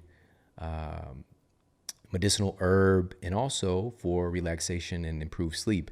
It doesn't have as much efficacy and like real benefit as far as sleep is concerned as reishi does, but chamomile still has some really interesting properties. A randomized controlled trial cited in complementary therapies in medicine demonstrated that chamomile extract was able to significantly improve sleep quality in test subjects versus a placebo. We got it, versus a placebo. And chamomile is another excellent tea to have in the evening, or it can be taken as capsules. They have that available as well. But as with anything, want to look for organic and no questionable fillers and binders, especially in capsule form, which is, again, another reason I love 4-Sigmatic. It's organic. We're not worrying about having this incredible beneficial medicinal mushroom along with pesticides, right? That shouldn't go together. And one more thing I'll share, because again, this is so important because it's the #1 mineral deficiency we talked about. I just want to reiterate this point. So food first with magnesium, but also this can be utilized in a supplement form, but there's so many different types of magnesium. So we want to be aware of that. But magnesium is one of those things that is also easily absorbed topically through our skin, right? So there's some wonderful magnesium, topical applications, magnesium sprays. There's one at easemagnesium.com/model. All right, EASE magnesium.com/model. That's what I use most evenings. Really great for recovery, sore muscles, all that good stuff. But also just even a simple Epsom salt bath, right? Everybody's heard about that for many, many years. It's one of those things that help to accelerate healing, but also sleep better. That's a form of magnesium, Epsom salt. It's magnesium sulfate. So it's not just what we eat through, the normal process of what we think of eating, like putting food in our mouth and it traveling throughout our system, which is really amazing because the food stuff becomes you, right? Food stuff becoming you stuff. It's a miraculous process. But also our skin eats as well. So the stuff we put on our skin matters too. And I hope that you got a lot of value out of this. There's so many powerful, dynamic aspects of this conversation.